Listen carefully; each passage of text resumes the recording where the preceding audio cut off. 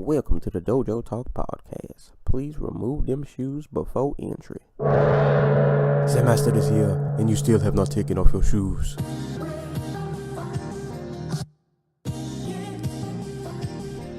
Yeah.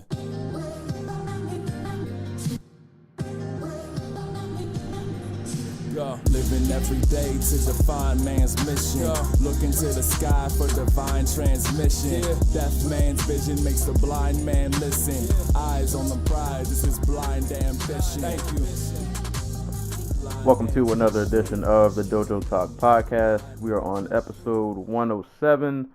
Be sure to listen to this podcast on YouTube, SoundCloud, iTunes. If you're on iTunes, please rate, subscribe, and leave a review. It helps a lot. You can also listen on Google Play.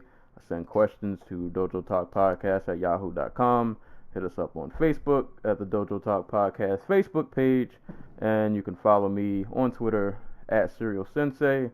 With that being said, I'm joined once again with my co-host Antacool, and we also have Joey joining us to cover this card that happened. How's everybody doing? Did you guys know that UFC 230 is next week? Yeah. Gotta go to a baby shower that day too. I was gonna say, why can't it be next week? I'm not gonna let you disrespect the fine people of Canada that way. Moncton. Moncton. I thought it was German for like the past month. It was an okay card. Both of you relax. It wasn't that horrendous. It wasn't that bad. It was very long-winded. It's gonna be a contentious show, isn't it? Yeah. Right It off. was very long-winded. Before we get into that though, top cities of the week for listeners. Number 1, Dallas, Texas. Number 2, Denver, Colorado. Number 3, Des Moines, Iowa. Number 4, Omaha, Nebraska. And coming in at number 5, we had Salem, Oregon. So shout out to you guys. Number Thanks 6, for listening. Moncton, Canada. It's all fun and games until the Mounties show up at your door ready to fucking throw some hands. They'll come in droves after this episode, and then they'll leave. All I'd really be afraid of would be their moose. Moose, whatever. Meese, interesting. No California either. Stokes needs to get on his game and get his people in line so they can. Yeah, I was gonna say right under Oregon. Yeah, California is at number 9. Stokes, what are you doing? Alaska is in front of California. That's kind of crazy. Well, because they knew I was going to be on and talk about the Alaska Fighting Championship. There you go. What happened there? Nothing happens. Nothing ever happens. I mean, it's Alaska. All there is fighting and snow. I feel like I'll never forget that newborn, the 11-day-old who they brought to the card. For AFC? Alaska fighting, yes, for AFC. There was just this random 11-day-old baby who was sitting cage side. Well, dude, did you see when they brought like an animal? They have like an animal shelter sponsor, and they brought the dog into the cage, and I'm just like, it's gonna shit. Like it has. I've been meaning to watch one of their cards, and I never know when they're on. And I have a whole theory on they give out like an envelope to the fighters in the cage related to some barbershop, I think, and we're constantly debating what's in the envelope. He has some unscrupulous theories. I don't know. It's Alaska, whatever it is. They can probably get away with it. Nobody's going to Alaska What is to that, investigate. international waters? I mean, if you're a cop, do you really want to go out in the snow? Yeah, I don't think anybody's in a rush to investigate what's going on in Alaska. Watch Might the as well card. have Ah, man. But all right. So I have a long list of fights. 'Cause it's been about a week and some change, almost 2, since we've all last gotten together. So I'm not sure if any of these fight announcements are repeats. But I will roll through this very long list that I have, and then we'll come back and talk about any that we want to elaborate on, and then we will move on, so on and so forth. But starting from the top, UFC 232, Andre Arlovski and Walt Harris. At UFC 230, we have David Branch and Jared Cannonier, also Chris Weidman and Jacare Souza. UFC Fight Night Denver has a host of fights. Yair Rodriguez and Korean Zombie. For you guys who don't know, Frankie Edgar is out of that fight. Mark De La Rosa and Jordan Espinoza, Hannah Cyphers and Macy Barber, Thiago Moise and Benil Dariush. That's all UFC Denver. UFC 231, Gunnar Nelson is back from the dead against Alex Cowboy Oliveira. Also on 231, Hanato Moicano and Mirsad Bektic. UFC Fight Night 141, Alistair Overeem versus Sergey Pavlich. UFC Adelaide, Tony Martins and Jake Matthews. UFC Buenos Aires has a few fight announcements with Darren Elkins and Ricardo Lamas, which I want to say I think it's co-headlining. Yes. And Yuta Sasaki and Alexandre Pantoja and Hector Aldana versus Laureano Starpoli, if I'm saying that correct. And okay, I definitely wrote this one wrong. I put UFC 23. This is definitely not UFC 23. But Adam Wazorkic and Marcos Rosario de Lima. I'm assuming that's a Fight Night card. I don't know. No, that's MSG. Next okay. I don't know why I wrote UFC 23. And Bellator 211, Luca Vitali versus Luka Jelcic, if I'm saying that correct. Bellator 210, David Rickles versus Guilherme Vasconcelos.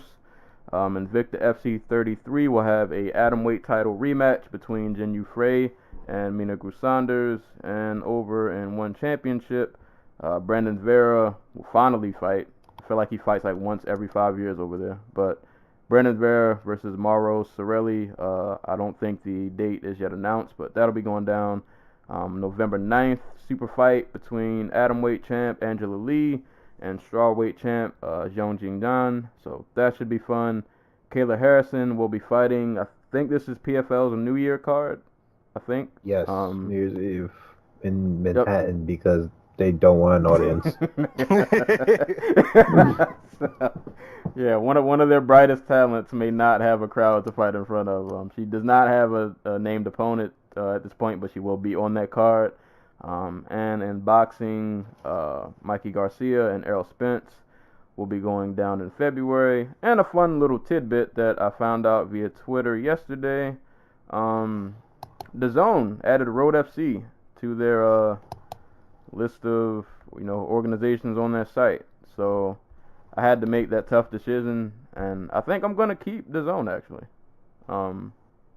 I think I'm going to keep it. I'm going to let them take this little $9.99 from me until I get tired of seeing it on my banking statement, and then I'll get rid of it. But the zone actually isn't half bad. It's not half bad. So any of these fights, what do you guys think about the Yair Rodriguez and Korean Zombie fight? It's probably a better fight than the original fight. Yeah. Well, more entertaining. Yeah. I kind of just expected Frankie to go out there and just kind of take him down and beat him up from the top, to be honest. So it sucks that Edgar's out, but this should be fun. What's up with these weird injuries that sound serious and then they're apparently only out for like 3 weeks?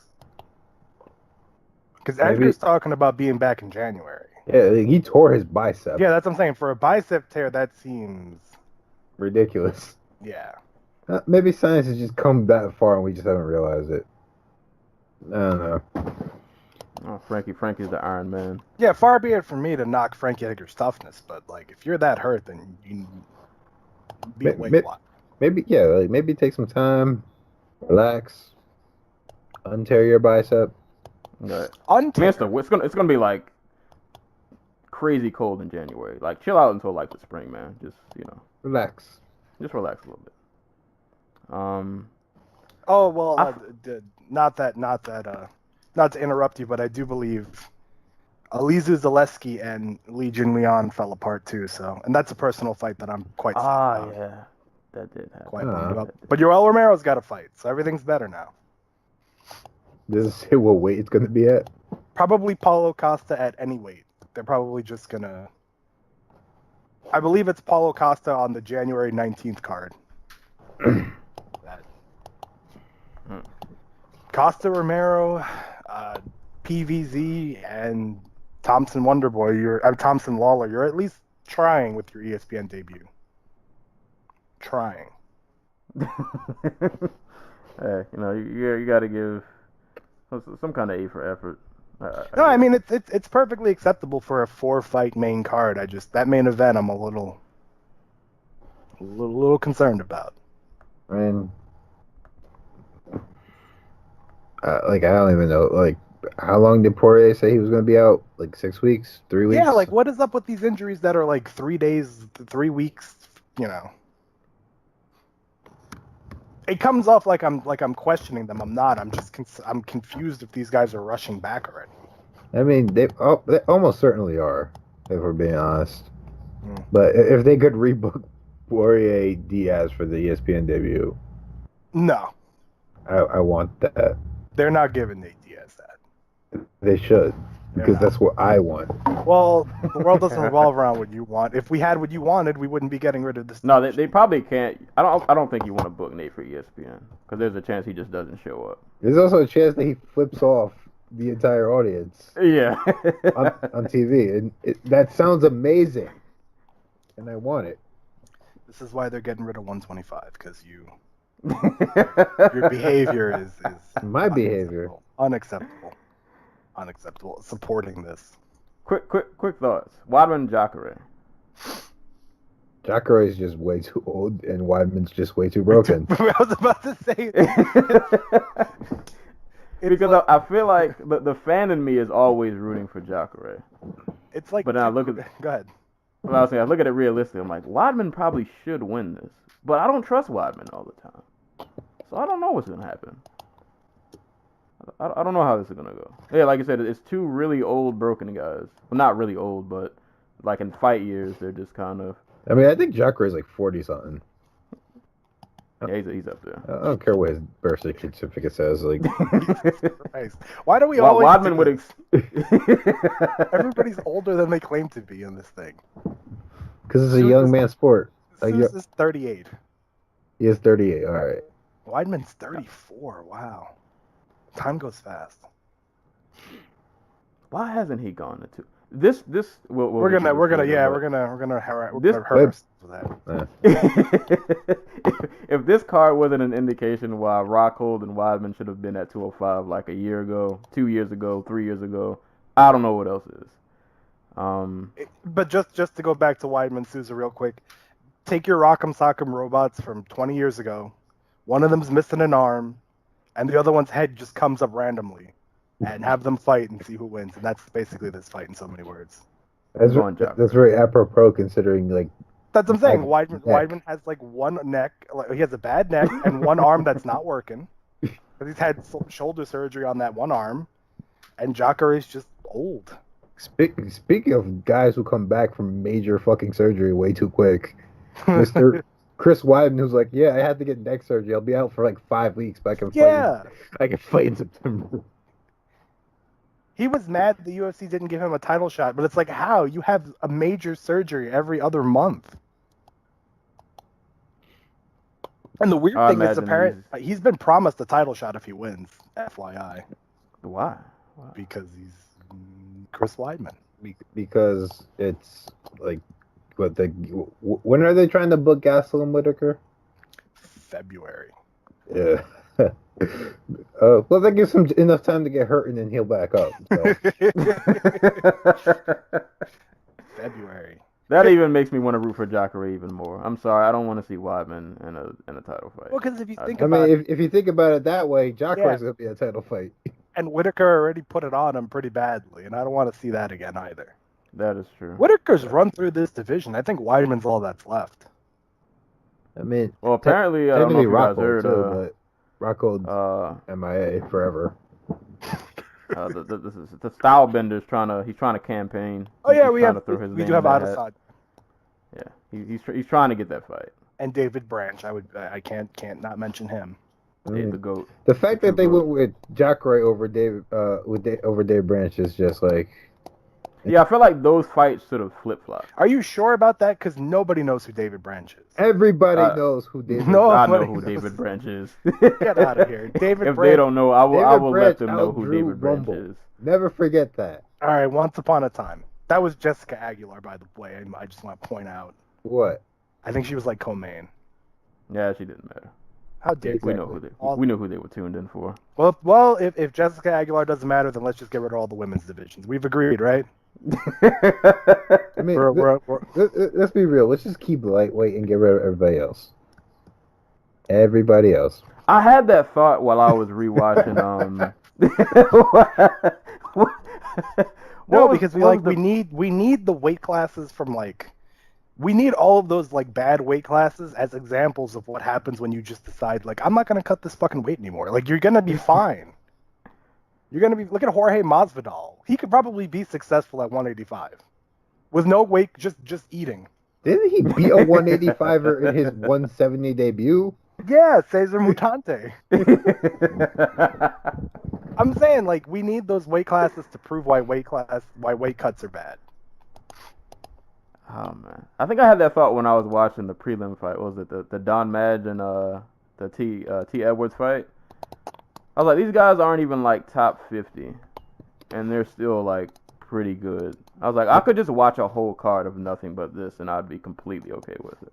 Like you don't even have to acknowledge the other divisions. You gotta work to make a bad fight at a 135 to 155. Yeah. Like actively come up with the idea that I'm gonna make the worst fucking fight possible. Oh man, but or just book Darren Elkins. That's the ultimate way around it. Can't even say that because Elkins fights are good too. So like, yeah it's like impossible. Yeah, he's come around. Can you pick one 145er who you're like, I don't want to see that guy? What's his face? I don't think he's in the UFC anymore. Hakron Diaz? He's gone. Yeah.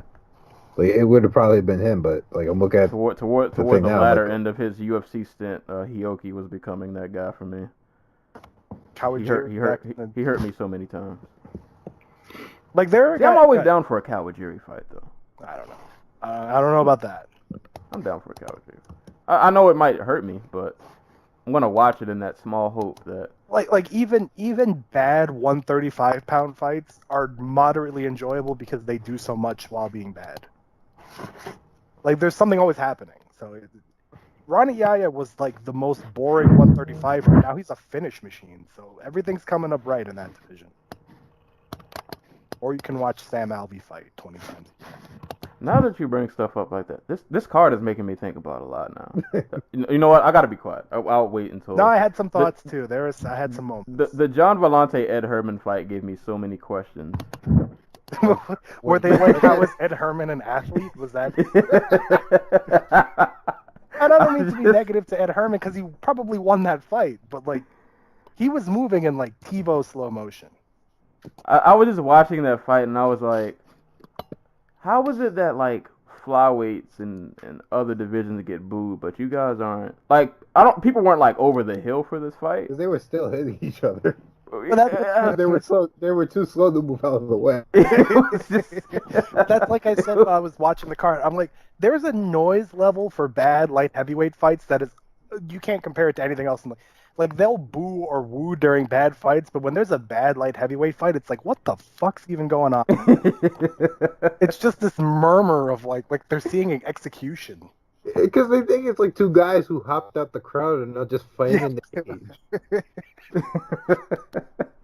Ed Herman threw a hook that was so slow and like round that he almost circled the globe on the come around on it. Oh man! And then John Vellante was just like, I don't got anything left. Like John Vellante needs to be in one of those 1-round bare knuckle fights. Yes. God. Like that's it. That's his calling. Like because when it gets to the second round, it's grueling for the viewer, for him. Well, we'll get there. We'll get there. We've got a lot of worked up emotion. Yeah. I promised Joey that we would talk about this fight for at least 30 minutes. So I can't talk about it. I could talk about it all day. The fight lasted 30 minutes. It did. It definitely did. But before we get to the Moncton card, we have to talk about the elephant in the room that happened during these last couple days. We got trades in MMA now. That's the thing. I mean, it wasn't like in a real trade in every sense of the word, but it was a swap of sorts. Mighty Mouse, he's out of here. He's gone. He only was the greatest flyweight ever. Y'all are gonna hear me defend Mighty Mouse a lot in this podcast, and it's gonna be really weird because I'm not a Mighty Mouse fan.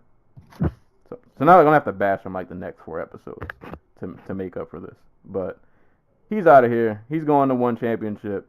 In exchange, the UFC gets Ben Askren. When this headline first, I was at work when I saw this, and it was so bizarre that I believed it.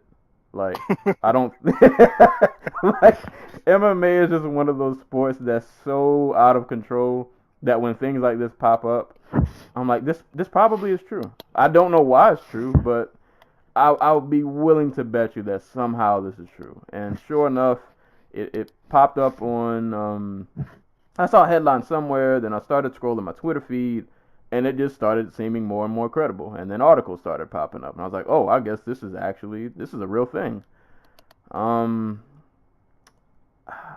Where do I start with this? My immediate reaction when it first happened was, why are we doing this? And I sort of still feel that way now. But now that a few days have passed, I've gotten a chance to sit on it.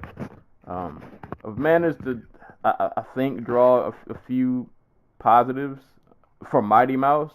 I don't know about many. There's some potential positives for the UFC, but I don't think it's that many, to be honest. If I was to grade this trade like you would in like the NFL or NBA, I think one definitely got the better end of the stick. A few years ago, maybe this would have made sense, but Ben Askren's 34 now. Yep. His best and not his best friend, his training partner is also the champion. Yeah, like if I had a lot of questions about this too. So like people, this is where I defend Mighty Mouse, and I hate that I'm doing this, but I have to do it because it's true. So like people called Mighty Mouse boring and whatever you want to call flyweights because nobody likes the little guys. So we trade Mighty Mouse for Askren, and I'm not sure how many of you have watched an Askren fight. And this is not to dump on him. I mean, he's beaten some of my favorite Bellator fighters in pretty dominant fashion, so I can't really hate on the guy. But I mean, if we're going by, exciting fighters, Ben Askren is not anywhere near the top of that list. So I'm looking at this trade just from like a strictly entertainment standpoint, and I'm like, I don't get how. I don't think people are gonna. I don't know. I don't see Ben Askren coming to the UFC and gaining a flock of fans, unless he has changed his style, which I'm pretty sure he hasn't. With Askren, you kind of know what you're gonna get. So I don't really see what. I want to know like what made the UFC pull the trigger on this. Like, why was Askren? Well, I mean, I don't know who else you would get from one, but it's like, do you think Askren's gonna beat Woodley? I don't think Askren's gonna beat Woodley. I could be fight Woodley. I'm not sure. I think Askren would still be like a top, or deserving of like a top 10 welterweight fight. I think now might have been a better time for him to come over. A lot of welterweight now, guys are getting older. We got dudes like Till who aren't even at welterweight anymore. It's kind of a disarray at the top of that division, so now probably was the perfect time for him to come over. But I don't see him making a huge splash. Like, honestly, depending on the matchups they give him, I could honestly see him possibly losing his first fight depending on who he gets. I know it was years ago, but as dominant as Askren has been, this is a guy who he had a split win over Jay Haran that you could argue that he lost. The Luis Santos fight that he had and won wasn't one of his better fights. And I don't know. I don't know how this is. For the UFC, I don't see this being like, I don't think you get much from this. I don't see this being like a huge shakeup that we all should really be that crazy about. I don't know. But on Mighty Mouse's end, though, I think it's a good move. We've all known for a while, I think, how like the general public seems to feel about flyweight. And if anything, I do think this is going to be the nail in the coffin for that division. I feel like the flyweight will not be around for much longer. And if it's any sort of consolation, at least before they axed the division, they gave you an out. Like, we'll send you over here. You'll still be able to fight somewhere. It just won't be here. But if I'm at the other flyweights, I'm probably looking around. I'm not feeling too good about my job security right now. But he can go to Mighty Mouse can go to 1. I think he'll be, at least by the fans, much more appreciated over there. In terms of fights, I'm not sure. I mean, there are a couple of fights over there for him. I think he wins all of them pretty easily. So I'm not sure like what the end goal for 1 is, but new start, new fan base. Pretty sure he'll be much more appreciated over there. Hopefully compensated pretty well. We had a nice 1 championship financial discussion earlier before the recording. Oh, that article came out in the last 2 weeks too. So, hopefully he's being well. Hopefully he'll be well taken care of. But I think in all, it'll be good for him. Like it kind of sucks because you were the most dominant flyweight champ, arguably the greatest fighter who like ever walked the earth, and it seems like the first chance the UFC got to get rid of you, they quickly pulled the trigger. Like you didn't even get a chance to rematch Cejudo in a fight that was razor close. That as a fan, I definitely wanted to see them run that back again for a trilogy, and that's just never gonna. Most likely, that's never gonna happen. But so at least you're going hopefully to an organization that'll probably appreciate you a bit more. Fan base will appreciate you a bit more, and also with like the gaming stuff he does. I don't know. He might. I feel like there could be just new opportunities over there for him that could potentially work out for him in the long run. So in that way, it's good. But yeah, I don't know. It kind of sucks, but I guess it kind of just is what it is. They didn't really treat him well while he was here, so why not go to somewhere where you'll probably be appreciated more, and fans will like you. Things just might work out over there, and you'll probably win that belt too. So you'll have that notch on your belt. I'm not too crazy about the Askren signing though. Couple years too late for me. Yeah. But how did you guys feel about it? Go ahead, Joey. Oh, okay. Well, thank you. Yeah. It's when I first heard the news, I was more bummed, not even for Mighty Mouse or for Askren, but if you're getting rid of the former champion, probably doesn't mean good things for the division. So I started thinking about guys like Alejandro Pantoja, who's on a winning streak, or Juicy Formiga's been in this division since the beginning. He's always gotten close, but never could solidify a title shot. He comes off the biggest win of his career over Sergio Pettis, and he might not have a job. He might not. He'll be given the opportunity probably to compete at 135, but that's still kind of a bummer. So I was just thinking about the division, where the UFC went wrong, where there were just some things that they weren't going to be able to fix. And then after a few days, it kind of settled in, and just when it became official yesterday, it was like, my first thought was this is kind of like a prisoner exchange. The UFC is getting somebody who was run out of the United States, basically. As Anna Cole pointed out, Bellator they let him go. They were going to let him go to try other venues, and from what I had heard, Joe Silva had no interest in him. He met with the UFC, and there was just no interest from Joe Silva, so they never really pursued anything. Then he began this war with Dana, and he never wound up at World Series of Fighting. He wound up in ONE FC, which, good for him. He got to compete, dominant, be the guy that he is, and now they're getting him much older. I don't think the hype is as strong. I don't necessarily know if his fighting style is going to be appreciated. And I can't remember if this is 100% accurate, but I believe he also had some concerns with weight cutting related to ONE FC's more stringent weight cut policy. So now I'm concerned, what weight class is he going to fight at? Because if he's not going to fight at 170, well, what does he have at 185? And if you're making a 165-pound class, is Ben Askren the kind of guy you want to headline that division? Probably not. He's not really that kind of fighter. So what are you going to do with him? You gave up Mighty Mouse to get Ben Askren, which almost feels like you're getting him just to kind of... It almost feels like they got him to check mark something off of the we've never done before list. Like, that's kind of how I feel about Fedor. Like, they wanted him. They may not even have plans for him, but they just want him so that they can say that they got him. Just because that's one of the fish that got away, so to speak. So what are you going to do with Askren? You're going to have him fight Colby Covington. You know, he's not going to fight Woodley, but keep him away from the action fighters at 170. And does he become like a John Fitch? Is he like your new hitman? Is he the guy you send out to fight the guys you have issues with? Is he your 165 star? Are you going to try him at 185? Like, I don't know what the Askren plan is. Mighty Mouse you can just send out there to fight, especially in that market, because there's not going to be a big concern about his height or his weight. So for me, it's a better deal for one, but for the UFC, they may just have been tired of Demetrius Johnson. And the Anti-Cole pointed this out the last time I was on here, or around the last time I was on here. Mighty Mouse is breaking down. You know, he's had a lot of injuries recently.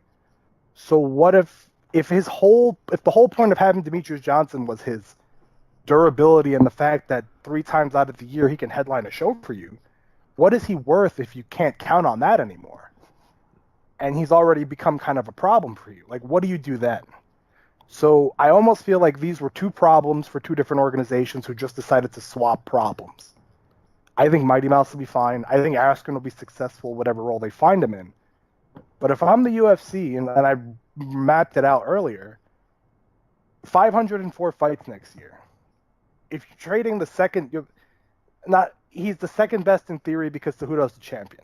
But in reality, Mighty Mouse is the greatest flyweight ever. So if you're trading him away, you're probably ditching this division, which means you have to make up 42 fights. Where, and not just where, but for the quality. Maybe you didn't like flyweight, but they were quality fights. They may have been a little dull for you, but those are still quality contests. I don't want to see 42 extra fights of what we got at Moncton relating to 185 and 205, or relating to some of the lower level heavyweight fights.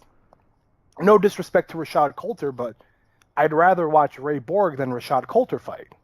So what are you going to give me in exchange for that? And I know I'm in the minority, but you're selling a niche tier streaming service program where the minority is going to count a little bit more because we're going to be willing to pay the money for it. So for me, I just want to know what the plan is going forward for 125. If you're going to keep this division and just let Mighty Mouse go, then I'm okay with it. But if this is going to lead to 125 going away, you're going to have to come up with a way to convince me that that's a good move relative to your schedule, because I'm the consumer. So I just want to see what they do with these fights. If we're going to start losing flyweights, you better start adding somewhere else where you have some good talent, because, again, I don't want to see more. I don't need to see extra light heavyweight and women's bantamweight fights. So I'm in wait-and-see mode. I'm a little bit more calm. But what they do going forward, and another thing is, they've still got like 5 or 6 flyweight fights scheduled for the year. So what do those fights even mean now? If there's no division, like, are these guys literally fighting for their jobs? It's a weird... Yeah, Go ahead. Yeah, I was going to say, I feel like if... I haven't really looked up on it lately, but if... I feel like if the Cejudo and TJ fight happens, I think that's a bad sign for everybody else. Oh, for sure. For sure. I think that could be like the final. And then now you thought about it, I didn't even think about that. Like guys like Davidson Figueroa, who have been on a tear. Yeah, like you just start thinking of all those, like even the John Moragas who give you 4 good fights every year. Like, what are those guys gonna do now? Because we can lie to ourselves and say that they can go overseas, but like, you're gonna release a mass exodus of 125ers. They're not all gonna find places that are gonna pay them big money. Yeah, some of them are just like I told. nature. Yeah, like I told. Yeah, like, oh no, go ahead. No, I'm just saying, like I told Anti-Cole, until I see a flyweight fight booked into 2019, I'm gonna be concerned. But I'm willing to be patient. So let's see what happens.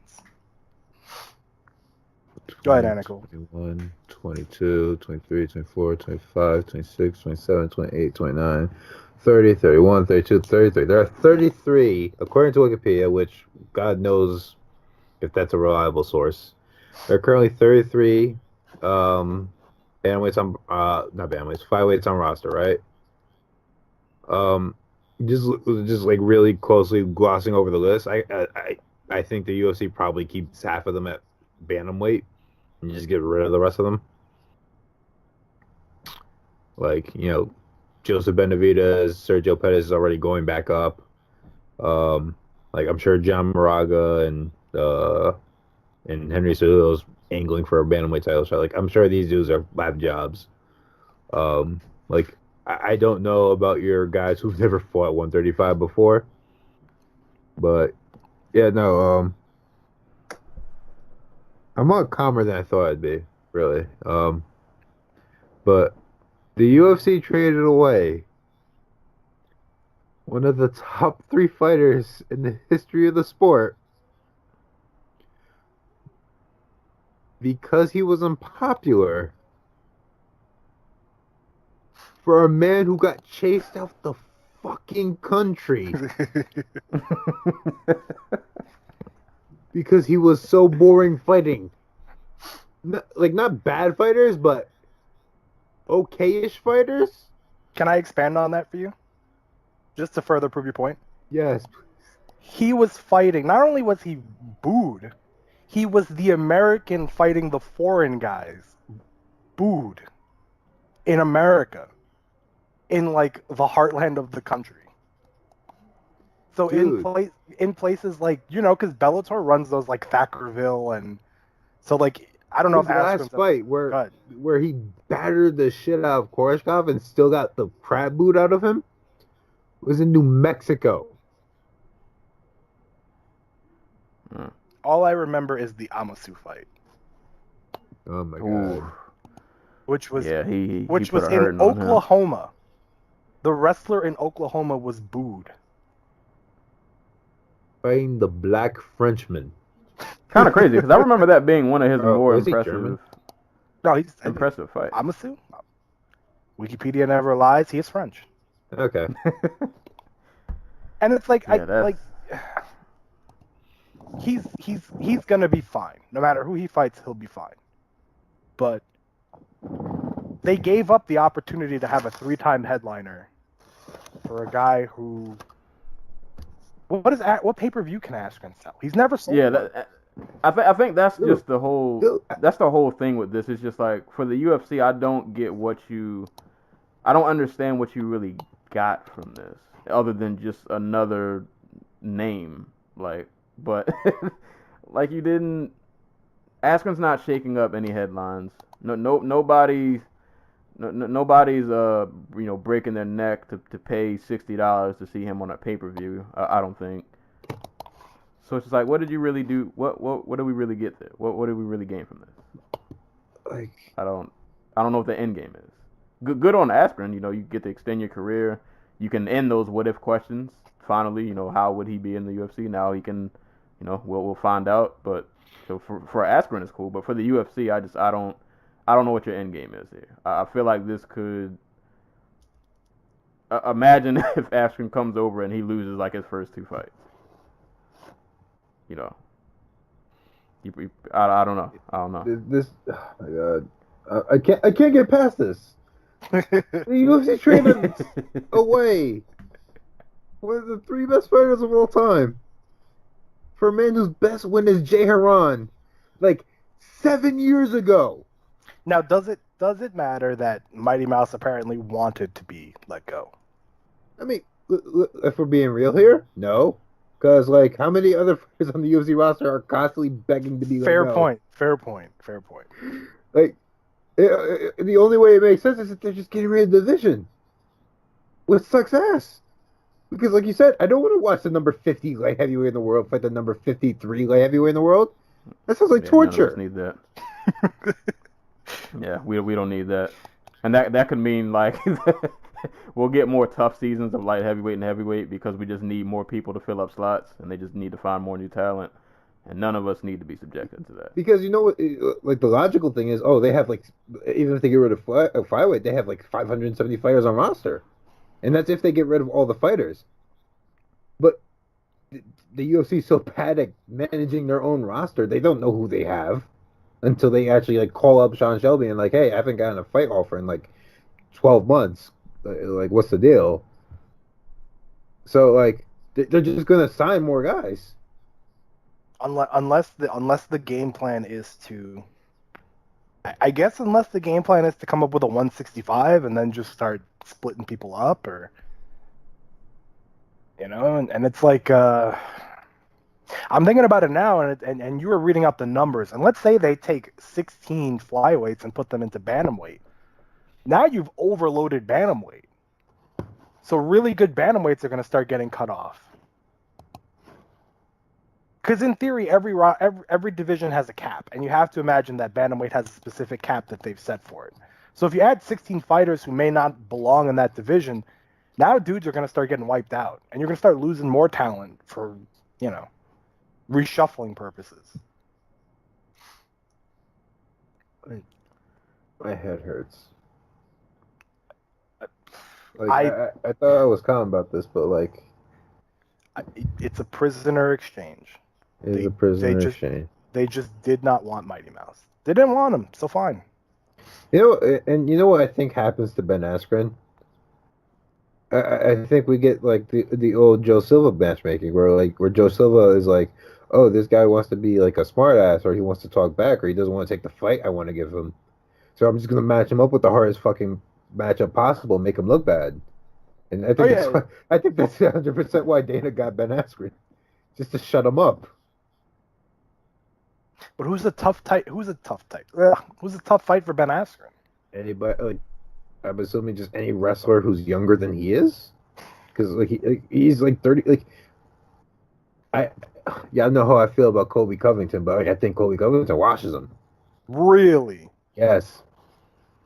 Well, did you see he tried to bait Colby Covington into like an exchange, and Covington was just like, "Dude, I'm gonna fight for the title. I don't have time for you." I thought about that matchup too. I don't know. I could see Colby winning that fight. I won't say he washes him though. I mean, he watches him the way Colby Covington watches opponents. Like, he's not going to go out there and knock Ben Askren out. Yeah. Usman? I think Usman could watch him. I'm just trying to think of fights for this guy. Like, I don't have anything that I want to... Like, maybe Damian Maia, but like... And that's the thing. Like, that's why this move, I wanted to see this. I wanted to see Askren in the UFC during the time when like Robbie was on his streak and Hendricks was on his streak, like that run. Because I feel like there were more matchups for Askren around that time. Now it's just kind of like a lot of old guys and other matchups that just don't really seem eye-pleasing. Matchups that people are definitely going to boo. I can feel it already. People are not going to want to see these on their TV screen. Like, I can feel it. But I wouldn't mind the Usman fight. I think that would tell us a lot. I feel like if he fights Usman and he doesn't get past that, And that's the thing, though. He's not going to get any better. Right. Yeah. Right. At this point, Askren, like, if for guys, if you haven't watched Askren fight, imagine a very strong... Yeah. He's like... I'm trying to think of somebody else to compare him to. He's like a really strong, a stronger John Fitch, but worse striking. With better hair. Fair. Debatable. Really? Really? Like, if you've never seen Ben Askren, like here's the thing. I actually do enjoy watching Ben Askren fight. Like, I actually enjoyed watching him rack up like a 280-3 strike differential against Koreshkov. Like some of the stuff he does, and like I went back when I was training, I would try to do it myself, like in grappling class. Like, But this move makes no sense to me. So you would get on a guy's back and pretend to ride him like a horse while making the last Yes. motion. I see. Well, no. Well, oh God, what was it? How long were you at that gym, may I so ask? But like I really do enjoy. Like I enjoy his style of wrestling and everything. But like, if the UFC wants to talk about like, okay, no one likes flyweight. Ben Askren got booed out the country at a time when the UFC was starting to put on like 50 shows a year, and they needed every warm body they could get. Joe Silva didn't want him. Yeah. And I was just to compare, I was thinking maybe he could go to 185. So I was comparing him to Whitaker. He's 2 inches shorter than Robert Whitaker and 2.5 inch less arm reach. So, And he's not the like he's a tremendous athlete, but it's like he has a different makeup than Whitaker. And those wrestlers age quick. Yeah. I think Meltzer said 35 is when they hit the wall. So he's 34 now. Yeah. He's only going to fight like once before he turns 35. Because he turns 35 in July. Right. Do you do Maya? Just be like, here you go, wrestling fans? Like, that's optimum scenario for me. Because like that's a fight I really want to see. Or wanted to see like 4 years ago. But like... I think when you get him because of his age, you kind of just need to run it. I think you have to run him through the gauntlet. You don't have time for like. You can't take any quote unquote like gimme fights. You have to just give him give him like Maya off rip, Usman, somebody up there. Like you have to throw him in the top now. You can't make this trade and then bury him fighting some Joe Schmo welterweight.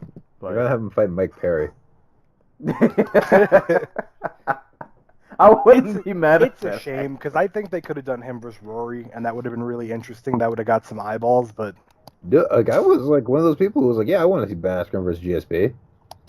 Why? But back then? Like, I wanted to see Askren and Hendricks. That was the fight that I wanted to see. I've never said I want to see a Ben Askren fight, period. Dude, So maybe I'm not the market for him. Yeah. I mean, fair enough. Like I said, like it's not. No, it's understandable. Like, it's understandable. I'm just trying to like say I like Ben. I don't like Ben Askren the person. I like him the fighter. I think he has a unique style. Like, but if we're talking just like public perception, again, man got booed out the country. And I was looking to see if he fought in China, because they want to do China 2 times a year. He does have one headliner in China. Is that the one that failed? Like where they were trying to get into mainland China and they couldn't do it? We're not looking for context here, sir. We're just looking for Shanghai. Apparently it was in Shanghai, so he got there. Okay. How dare you? Apologize to Mr. Askren for his... Does he still get to keep his like desk job or whatever? Because that was part of his like deal, right? Retirement, right? Yeah, he's like, when I retire, they're gonna give me a job.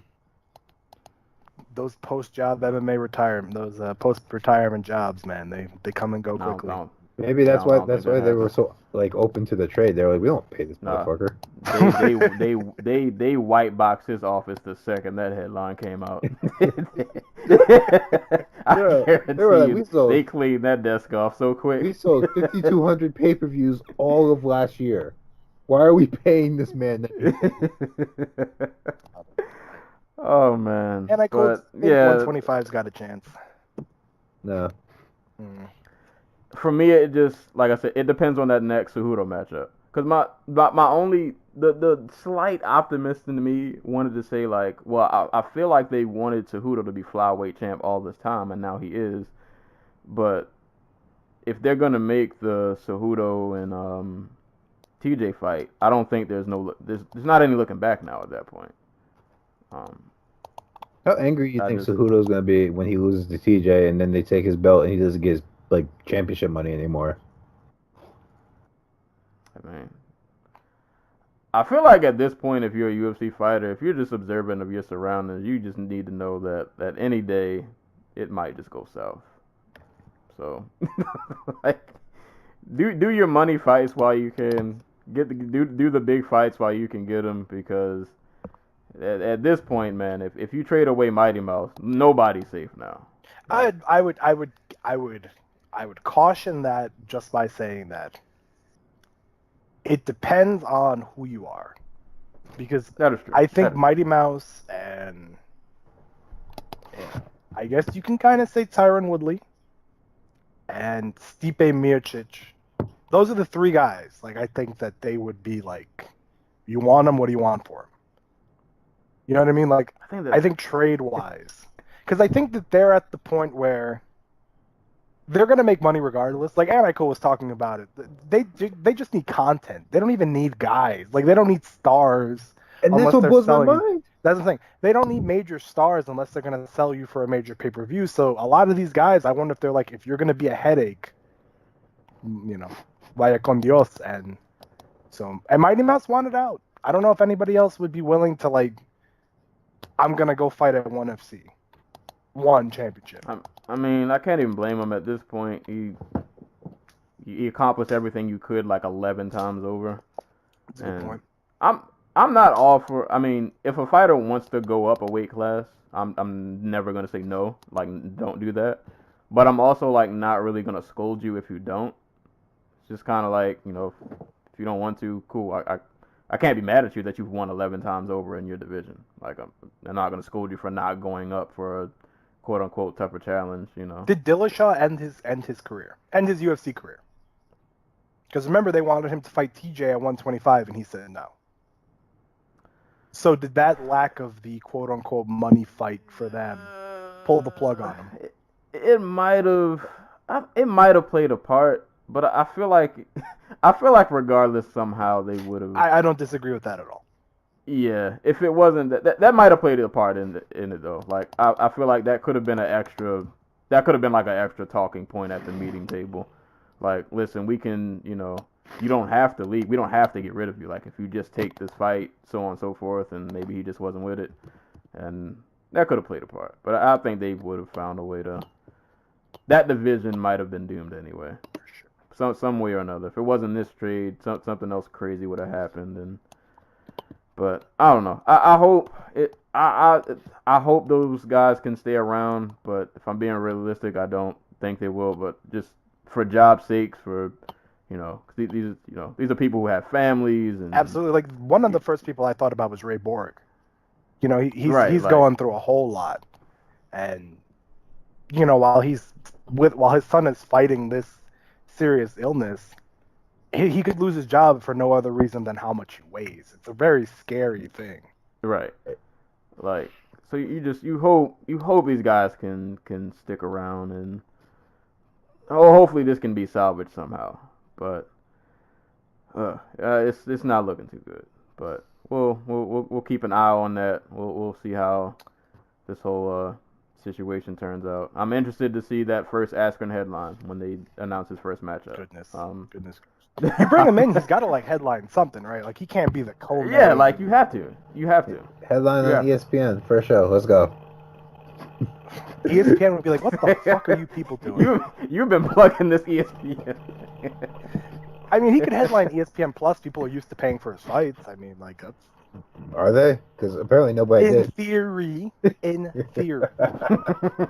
theorem. So are we done talking this trade? Can I ask you guys a question? Yeah. Yeah, we're you are Scott Coker. What are you willing to give up for Nate Diaz? He guarantees you at least one fight.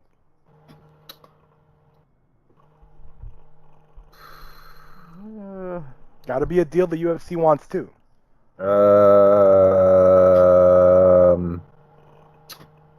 Lima and Koreshkov.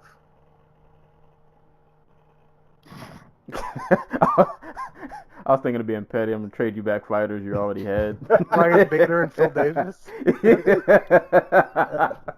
Take Phil Davis. Well, I think I got a trade that might work for both parties. It'll never happen because they can't do trades if you're in the middle of an antitrust lawsuit. But the UFC will give up Nate Diaz, and Bellator gives up Fedor and the Pitbull brothers. UFC is getting the Patricio and Patricky are good fighters. They've had their issues with Bellator. And the UFC gets to checkmark Fedor off their magical list.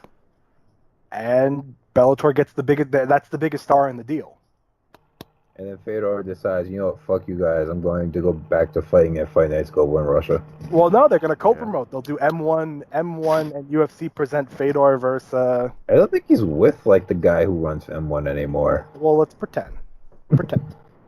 Nate cusses out Coker week 2, and then his main event gets pulled. he just never fights. What was Nick's relationship with Scott?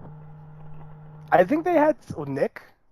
Yeah. I remember around the daily fight, like the only time I've ever seen Scott Coker ever get like snippy with a fighter was Nick, because I think Nick said he was like underpaid and he couldn't afford like a car or something along those lines, and Scott was like, "Listen, he can afford any car he wants," you know, like we do a lot for him. So I think that was the only time I ever remember there being an issue. Because Nate's not going to fight in the UFC ever again, but I do think he would fight elsewhere. So if I'm the UFC, I'm calling around. The prisoner exchange program is open. You can go send them the Ryzen. Send them the Ryzen. Well, who are they gonna? Who? I don't even know who fights Horizon. Reina? You can get Reina. What's her face? Bob Sapp. You can get Bob Sapp. There you go. Is Satoshi Ishii still fighting? I don't think he fights for Ryzen. He fights for Minoki. Oh man, what's Manoa doing? He's currently wrestling, I think. Oh man, I was gonna. You can get that one Gracie who hasn't. There you go. I was gonna say they could get Manoa. He would probably be like a top 15 light heavyweight at this point in this division. Because who's he gonna fight? Like, he's gonna fight Ed Herman. Who? Oh, Manoa. Oh, Lord. I thought you were fight talking Nate. No, Nate versus Ed Herman would be probably not what you think it would be. I was gonna say Nate could fight Darren Cruikshank. I'm looking it up. They can get Mirko back. He's still suspended, or does that matter? Yeah, what does that matter these days? Goran Reljic.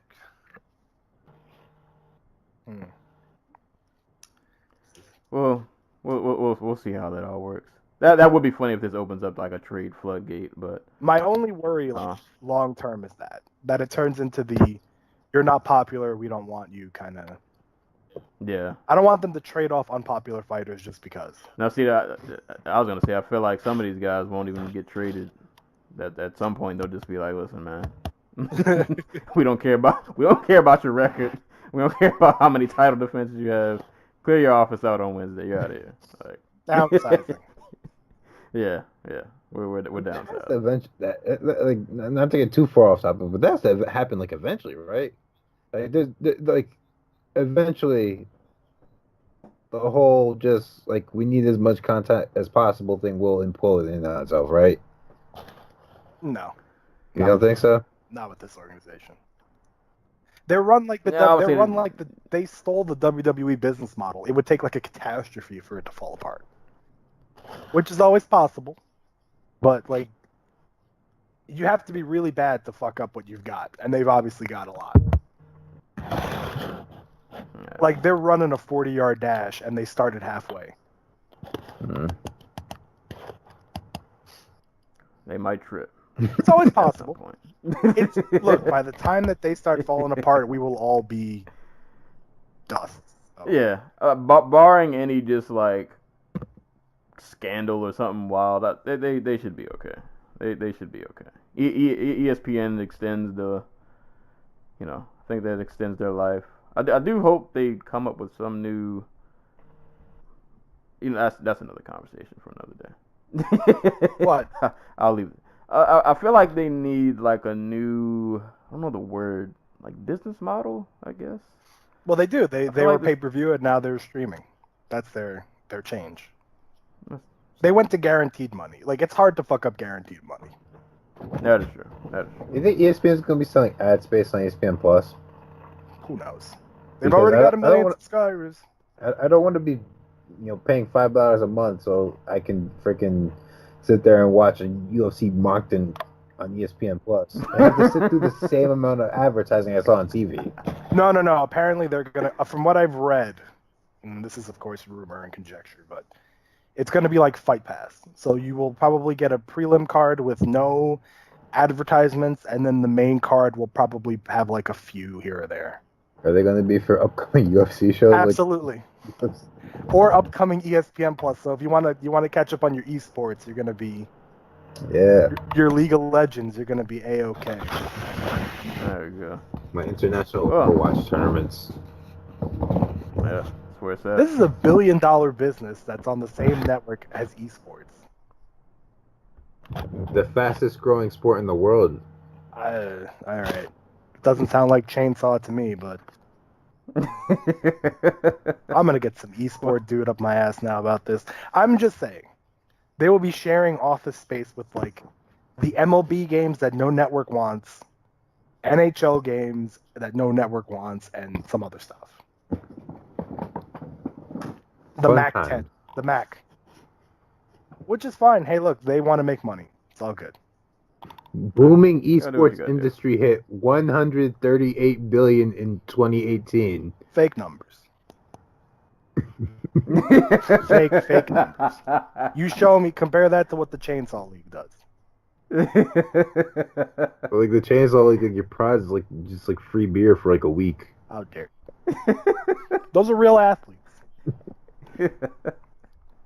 There's a dude in the Chainsaw man. League who I'm 99% sure could beat some of the heavyweights in the UFC. Just on virtue of the fact that he looks like Alexei Oleinik and moves like Alexei Oleinik. So I'm thinking with like 3 weeks of training. Are you sure it's not Alexei Oleinik? It could be Alexei Oleinik. I'm not on here to diss Alexei Oleinik, all right? I mean, none of us are. Nice man. We'll let him live. Nice gentleman. Let's move on to this card, shall we? Jesus Christ, this card was long. It was. What was? I wish like Wiki had like a runtime. 7 years. But If you take out like anywho, 2 fights, though, it wasn't that long. But those 2 fights felt like 3 years. I think for me, like it didn't feel long when I watched it in real time, but when I rewatched it this morning, I was like, oh my god, like this. It was a struggle to rewatch. Yeah, why was it a Parts of 13 fight card? Yeah, this didn't need to be that long. I feel like we say that about every card, but it's true every Well, card. They don't need. I guess if you're being honest, they're gonna cut it down to 12, so there go all your flyweight fights. Oh Lord, it's all coming together. There you go. I just mapped it out for you. There go all your flyweight fights. But anywho, UFC Moncton went down this weekend, headlined by Volkan Oezdemir and Anthony Smith. We'll just jump right into it. So, I'm not gonna lie, I was salty at the end of this fight. I'll throw it out there. Which one? Because I feel like most of the fights on this card were rage-inducing for various reasons. Yeah, this Vulcan fight, I felt some kind of way. Like when I rewatched this morning, even going into the fight, I'm looking at skill sets and records and all that good stuff, and I'm just like, there's no reason Vulcan shouldn't win this fight. He has a skill set. He's a bit more polished than Smith. He definitely hits hard. Like he's a bit more technical. I'm like, I don't see why he doesn't win this. But I have to also keep in mind this is 205, and at 205 things happen. And I think this was just one of those fights where 205 things just transpired. Like Vulcan started off pretty good. He had Smith pretty much playing the outside the entire time. He was landing good combinations. He was catching them against the fence. I thought he did a good job in not really, he didn't try to force the finish. He was just kind of, letting things just kind of naturally happen. He took Smith down a few times. But by like round 2, I was like, all right, at this point, he'll just pick his shots, and eventually he'll land that one, and he'll get a nice flurry, and we'll end this card, and we all can go home and go to sleep. But he went to sleep. I was worried around like the beginning of round 3, where like even though Smith wasn't doing a ton, he was just still there. And he had little flurries here and there, and I was like, oh no, I hope one of these doesn't turn into something. And I don't even remember the finishing sequence. I remember when Smith landed that takedown, and my heart just sunk, and I was like, it's about to be over. I feel it. Because I feel like Uzdemir's not gonna get back up after this. Like, I feel like Smith put his all into that takedown, and once he got it, it was just a matter of time. And anytime a fighter gets his back taken and like the rear naked choke starts to take place, the first thing I look at is like, all right, are we fighting hands? Are we trying to get out of here? And I think Uzdemir fought hands for like a couple seconds, and then he just kind of stopped. And it was literally like a ready when you are. Like, it was almost like his defense was hoping that like Smith wasn't all the way under his chin, and it's like, bro, that's not, you probably should keep fighting hands. And I think he loosened the grip like one time, and like 2 seconds later, Smith. My whole worry in this fight was just Smith, as much as Volkan, as the many things that he did right and as many good shots as he landed, Smith just never went away. And I was like, dude, if you don't put him away soon, he's gonna find a way back into this fight. And sure enough, he got off a few flurries, he got that takedown, and after that takedown in the third, he got a rear naked choke.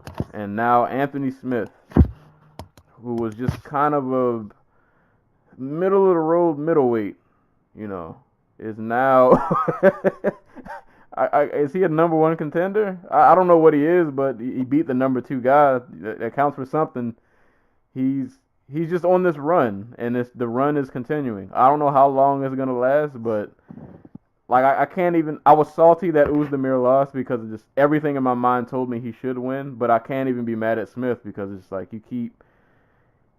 he just keeps winning. I can't even hate on him. He keeps winning, and he comes out to Return of the Mac, so I can't really be mad at that either. Yes. that counts for something. You get cool points for that.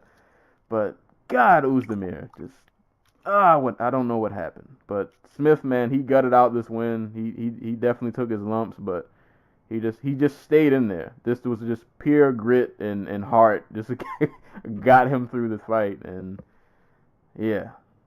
That's how that went. So, Anthony Smith, your new light heavyweight contender.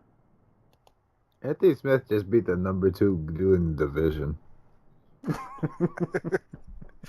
Back in like, what was it? February, he got knocked out by the number 15 dude in the middleweight division.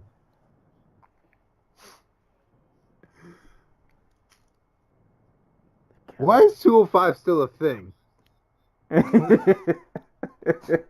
Like, this is why boxing goes from 175 to 200.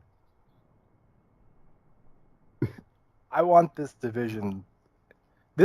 Like, I hope this fight proves to the people who really, really talk about 225. Like, this is what you're gonna get. Yeah. What you gonna get?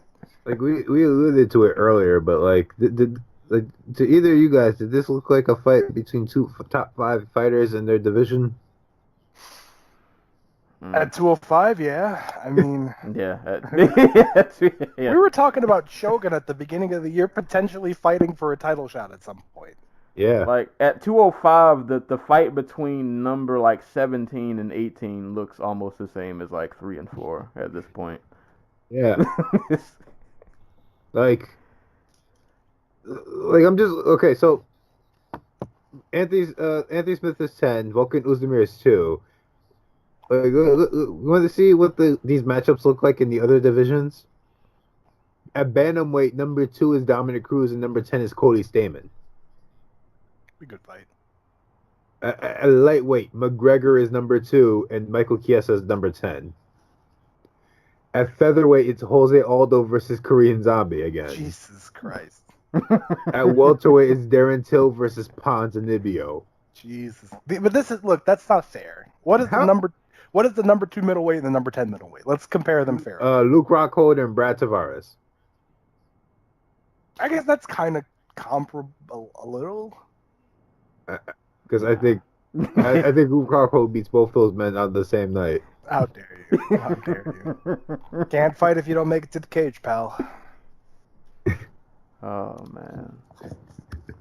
I just want to be fair to Anthony Smith, by the way. Nothing we're talking about here is his fault. Oh yeah, absolutely. No, not at all. Dude, make the most out of it.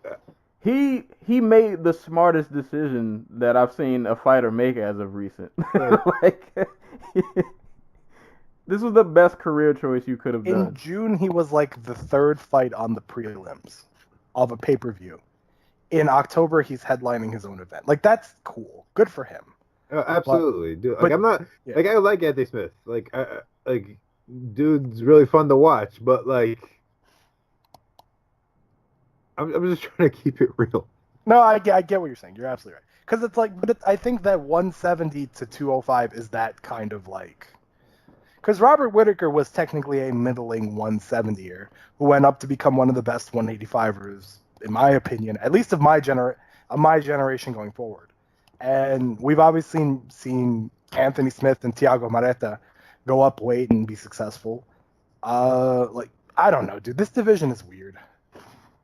But then when heavyweights try to drop down, like they can't figure anything out at 205. So it's this weird like dynamic, like this funky. I know you guys aren't big football fans, but in college football there's the MAC, and the MAC conference is like a bunch of little schools, like Akron and Toledo, and they exist Western Michigan, and they all exist in like the Midwest. Is that where Appalachian State is? No, I think are they the Sun Belt Conference? I'm gonna have to look this up. I know they're one of those conferences that's not like the big. But there's a saying called Maction, and they play Wednesday night on ESPN, and they have the fucking weirdest games imaginable, where things that should never happen in a football game happen. 205 is Maction. It's just a weird fucking place. It's a division where like everybody's broken, like they're 2/3 of the way to being like really good fighters, but like they just have this giant gaping flaw in their game where they just look like they don't know what they're doing. Anthony Smith versus Shogun was a clear-cut example that if you can moderately move well in this division, you will survive. Because he was moving at a level of which Shogun could not even comprehend. Like, Shogun dreamed of those days in Pride. Like, those were Pride-level movements. And Shogun's knees are like click-clacking together. They sound like connects bumping into one another. And it's like, I don't know what to say. What do you guys want me to say about this division? This fucking place is like, it's gut. I almost it's so weird that I almost don't want to see it leave because it's just. I would protest the 205 division leaving. It's like Gus and DC and Jones. He shows up. And Dom Reyes. And then it's just like a bunch of like Rock'em Sock'em robots missing body parts. That's all it is. It's like a bunch of beaten up dudes or middleweights. I feel like in like 3 years, half of this division is going to retire at the same time. No, they'll still be around. Shogun will be 48. 48 in dog years. Shogun is going to get the belt by default because everybody else just like died. Like, no, he was the last man standing who still had like one limb left. You know what's fucking weird about this division? Using the Anti-Coles example a little bit. Ilir Latifi lost to Jan Blachowicz, who lost to Corey Anderson, who lost to Jimmy Manoa, who's gone 1-1 with Jan Blachowicz. But Manoa beat OSP, who's beaten Corey Anderson, who again has beaten Glover. Glover beat OSP. Glover lost to who did Glover lose to? Like Corey. Like any other division, we'd be like, wow, that's a really intense division where everybody's kind of on the same plane. Like if at lightweight we talk about if Dustin Poirier fights this guy, he's already fought Anthony Pettis. Pettis has fought so and so. Like they all kind of intersect with one another, and it's a tough division. At 205, all of those intersecting roads feel like sad. Like it's like depressing. It's like fucking Ilir Latifi's a top 10 light heavyweight. Are you kidding me? He lost to Jan Blachowicz, but Blachowicz lost to this guy who lost. Like nobody at 205 is unmarred by 205. It's just the weirdest place of existence. Nikita Krylov is ranked at number 13. Based upon what? Getting his ass beat by John which I don't know. Misha Serkin, like Pat Cummins isn't in any other division. Pat Cummins would be scrapping for his every fight would be a fight for survival for his job. I mean, it kind of is. Not for Pat Cummins at 205. He's going to be fighting here forever. He is fighting for his life every time he's in there. It's a different kind of fight. But it's just like Anthony Smith and even Volkan Ozdemir I thought did well, but it's like you're doing well against the guy who was kind of ushered out of middle. And Anthony Smith was doing fine at middleweight, but like he was not ever going to progress beyond a certain point. Yeah. DC's best wins at light heavyweight are the dude who just lost to the middleweight and the former blown up middleweight. Because Gus, he didn't beat Gus. We do this all the time, but he didn't beat him. So we're not gonna do that again. That's not what the judge said. I don't like talking about. What happened? I don't like That's talking not what about the judge said. Payoff. American guy in Texas against a Swede, easy money. But it's just like this division. I could not live without this division. It's MMA at its purest form because John Jones exists in this division, and no other division can capture that. Like no other division can have the greatest fighter of his generation and Ed Herman and John Vellante in the same room. Oh, man. We're going to get Anthony Smith versus John Jones at UFC 232. I hope everybody's ready for that. It's coming. I can't wait. Corey Anderson versus John Jones is not that unrealistic of a possibility. Oh, boy. Dude. So does Anthony Smith leapfrog to a title shot, or do we do like a young guy elimination between him and Reyes, and whoever stands at the end, that's who's next on the hill? I mean, it depends on how, like, whoever wins at 232, if the fight even happens. Like, how long are they going to be gone? Because, like, there's every possibility Jones wins and just pops again. Or Gus wins and he's gone for, like, a year because his body's falling apart. Or Jones gets arrested. Yeah, like Jones is just gets arrested at his after party for doing a mile in the blow. Like, all this is a possibility. It is entirely possible that Daniel Cormier defends his title at 205 before the champion, who wins the supposed title fight, ever fights again for the title. God. Only at 205. But could you live without this in MMA? Like, could this division go away and you not be like, fuck, you know what I could really use right now? I mean, I could do without it main eventing every other card this year. I don't know what that's about, but that's been pretty consistent. You know, they're trying to hold on to the little bit of life. And you know what? I think that, to be fair, this division has history. You know what I mean? Like Tito and Couture and Liddell. That's why it's so weird, because at one point, like when I first really started getting into MMA, like this was the division to watch. Yeah, you would have Shogun. This was where all of the fun happened. It's still fun, but in a completely different sense. Yeah, the fun. See, this division would be fine if they had all the fighters in it that were actually at the top, and then like the guys who should be fighting at 205, your Luke Rockholds, your Yoel Romero's, and Chris Weidman's and Jacare's. like that, then the division would be fine. Like you'd have like a really good, solid top 10. So I'm looking like Weidman and Rockhold, please, you guys should have been salivating at this main event. Like Yoel Romero, like Yoel was like, Yoel, you've missed weight twice now. Like go up to 205, you'll be fine. You'll punch a hole through this entire division. Yoel Romero could beat everybody in the top 10 on the same night, except basically DC and Gus. Like, oh boy, you just bring out these dudes like everybody at 205 is like a workman. Like they all have workman-like traits. They're all like, everything is fundamentally okay until they get tired, and then it's just sad. Like, could you imagine putting an athlete like Yoel Romero in that? That'd just be so unfair. I was actually watching this fight like, fuck, if Anderson comes back at 205, he's got a shot. Like, if he's got a shot against him, like, is Anthony Smith going to beat Anderson Silva? It's possible. It's possible. But are we sure? It's probably more likely than Silva beating Anybody at 185 in the top, like 8. Yeah, like you want to see Silva against Whitaker? Like, that'd be unfair. Yeah, like I could totally see Anderson Silva just counter-punching fucking Ozdemir for 3 rounds.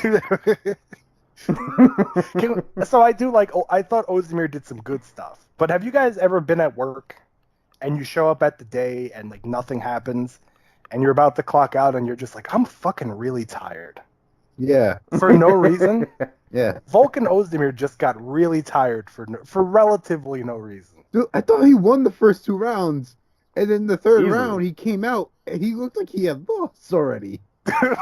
Like his body language was like, I don't want to be here anymore. It might have been that, I don't know, did he expect just like... He did have his nose broken, but at what point? Like, I don't remember him saying. Right. I'll say maybe was it just Smith survived a few flurries and a takedown. He was like, oh, this little middleweight guy's still here. Little, he's like 6'4". Yeah. He took Smith down and he looked like he moved a boulder. Like he was just so tired on the ground. And it's weird, like I thought Ozdemir showed more than he did in his loss to DC. Relative to the talent level difference. But just like he was winning this fight and Smith was like making little adjustments and Volkan Ozdemir was just kind of like, I knew he was done when he started talking. Because he was talking against DC and that's when he started losing. So when he was talking to Smith and getting pieced up from a distance, I was like, oh, we're heading to questionable territory. Smith hit a few of those like lunging, combinations.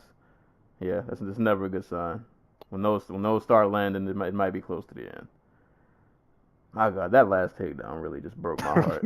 I knew was it was. Was it the takedown that did it for you, or when Ozdemir was getting up and Anthony Smith just hit him with a standing hammer fist to the back of the head? Because that was like, after you get hit with that, you can't win. Like, there's no way. Yeah, the end. You could feel the end was coming. You could feel it.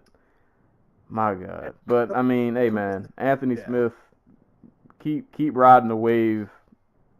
Like, just at this point, you're probably gonna ride the wave to the top. Whether you win the belt or not, that's a whole nother story. But you making it there is pretty. You're pretty much there. Like, I'm thinking of what the top of because now I'm imagining 205 is like a landscape, and so you reach the top of the mountain and you can like overlook the whole city, like in a video game. And what does the whole city of 205 look like? It's got to be like Detroit and RoboCop. Like, just flaming cars overturned. There are no neon lights. All the lights went Smog. out. The lights was the air quality isn't that good. There's like one good restaurant you can see like way off in the distance. The liquor store on every corner. Right. It's not looking too good. Jesus Christ. I think I was gonna say for Smith, I want to see him and Reyes next, and then after that, we'll let the cards fall. I'm still counting on Reyes to be that. See, I was gonna go there and ask Anikool, like, does it even make sense to do that fight? Because they're the only two moderately young-ish. Outside of like most of these European 205ers, like these are the only guys you got, right? American-wise. Like I'm trying, like I can't, like even the Europeans do is like, it's like who Antigulov. No, they debuted a bunch of guys at that Russia card. Okay, hold up. So I'm looking. I'm just trying to see like anybody. Edilov? Just like anybody. Oh, you got Kareem Edilov. Yeah, it's some. Oh, I'm just trying to think like who has like 3 wins in the UFC. Who's the dude who dominated the heavyweight, who dropped down and Jan Kutalaba, Justin Ledet, Ian Kutalaba. Oh my God, Ian Kutalaba does exist in this division, doesn't he? Yeah. He's 24. He'll be champion by virtue of existence. Like Misha Serkinov just won. Oh, we're gonna talk about Misha Serkinov. Yeah, he's coming up. God, when they were at Corey Anderson versus freaking Dominic Reyes for the title, it's gonna be so bizarre. And it's gonna outdraw like a quality welterweight fight. It's gonna outdraw Woodley versus Covington, which would be a good thing. What is the name of this guy? I can't remember his name. He just beat Justin Leddit. Was it Darko Stasic? Ooh, you might be onto something. I literally just read. Rakic. Ah, right. Is it? I remember them. There are a lot of dudes who just like have no wins. Ryan Span's gonna pull it off. There we go, Superman. That's the future. We all can look forward to. They signed a bunch of European light heavyweights. They got to be hoping that one of them fucking pans out, and that he pans out in a nation they can go to. I mean, they're in Russia now, so just sign all the Russians. You know what I'm saying? Like, if Rakic is from Serbia, you're not going to Serbia to hold the show. Yeah. Oh God, I'm just thinking oh God, I said the worst thought. Right, I'm listening. We're all here on this horrible ride. So you got Rakic, who's Serbian, right? Uh-huh. And then you get somebody who's Croatian. Oh, we don't need that. Yes. We don't need that. We don't need that. And then that's how they saw the fight. Jesus Lord. Could Cathal Pendred compete at 205? Isn't he in movies? Doesn't matter. Yeah. No, he doesn't. He's doing better things for himself. He's not going to bother with. That's a good point. Yeah, he's moved on to a better Tom life. Breeze could go up to 205. Oh hell yeah! You kidding me? Tom Breeze. Oh my God, Tom Breeze would beat Volkan Oezdemir. Probably a lot easier than Anthony Smith. This is the worst. We're just listing off random dudes. Yeah, you know what? On that note, we're going to close this fight out. We still got 2 more fights in this division to talk about. Yeah, we'll get to them there. They're not too far around the corner. Me break out in sweats just by looking at it. God. Well, before we get to that, co-main event: Michael Johnson, Artem Lobov. Michael Johnson took this fight on 2 weeks' notice, I believe. That's crazy. So he had to cut 30 pounds in 2 weeks. So props for him for even being able to make the walk. He didn't make 145, but I mean, circumstances considering, I don't think you can really be mad at a guy who cut 30 pounds in 2 weeks, and maybe he was just off by a couple pounds, but whatever. He made the walk regardless, and still had cardio. Didn't really get tired after taking this fight on short week. So that was kind of crazy to see. He did not tire at all. I think this fight didn't really teach me anything. This fight went the way I thought it would. It just, I learned that Lobov is good at taking shots.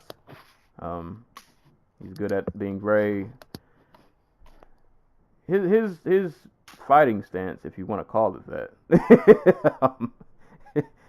He's just really awkward. He's an awkward guy who can throw shots and take shots, but probably takes them more often than he lands them. Though he did catch Johnson a couple times. He messes up. I can't remember if he was countering him. Johnson would throw that straight left, and he would throw right over it. Caught him with that a couple times. But this fight just kind of went the way I thought. Johnson just better hands, faster, better footwork. Lobov can take a shot. He can pressure, but he didn't have a ton really to offer. I don't have a lot of in-depth really to go in on this fight. Kind of just, it was what I thought it was going to be. But props to Johnson just for taking this fight on such short notice and still putting on a pretty solid performance. We keep saying Lobov's better than his record, and he is. But he's also extreme. He's just really extremely limited. His entire game plan is, I'm going to walk you down, and when you swing, I'll swing. and then since I'm really tough, I'll get the better of it, and I'll win the exchange. And by the end of the fight, either you'll be knocked out or I'll have a decision win. And it rarely ever works for him. because he's really slow. Like, he is a really, really slow featherweight. Slow, short-armed, That doesn't help either, yeah. massive head, Yeah. doesn't move it. Stands straight up. Like, spine all the way up. And Johnson, for his part, like, just was like, okay, so he's just going to stand there and swing this wild uppercut at me with his right hand every time I come inside. So I'm going to touch him once and then either, like, duck, pivot out, just straight up jump out of range before he throws because he's very, very slow. And, like, and shouts to Lobov, because, like, Lobov is, it seems pretty clear that Lobov, like, is in the gym, just like he's training this exact thing over and over again, where, like, somebody will throw and he'll throw like a half beat or a same time counter, but it doesn't work in actuality because he's very, very slow. So You're like, trying to be so gentle. I am, but like, because like, it's a good, like, if you're not a good athlete, training like rope counter punches, very smart move. Problem is, that's the only smart thing about Lobov's game, and he doesn't really know how to do anything else. Like, because he fights guys like Johnson and Cub Swanson closer than he should, all things considered. Like, he clearly loses, but he's in the fight way more than he should be, considering his record and how skilled he actually is. Thing is, I feel like he's not too far off from being like a really good fighter. Like, he has good, there are attributes about him that are good. Like, dude is crazy tough. Like, he can take a shot, he can march you down, but like, there's no plan B really.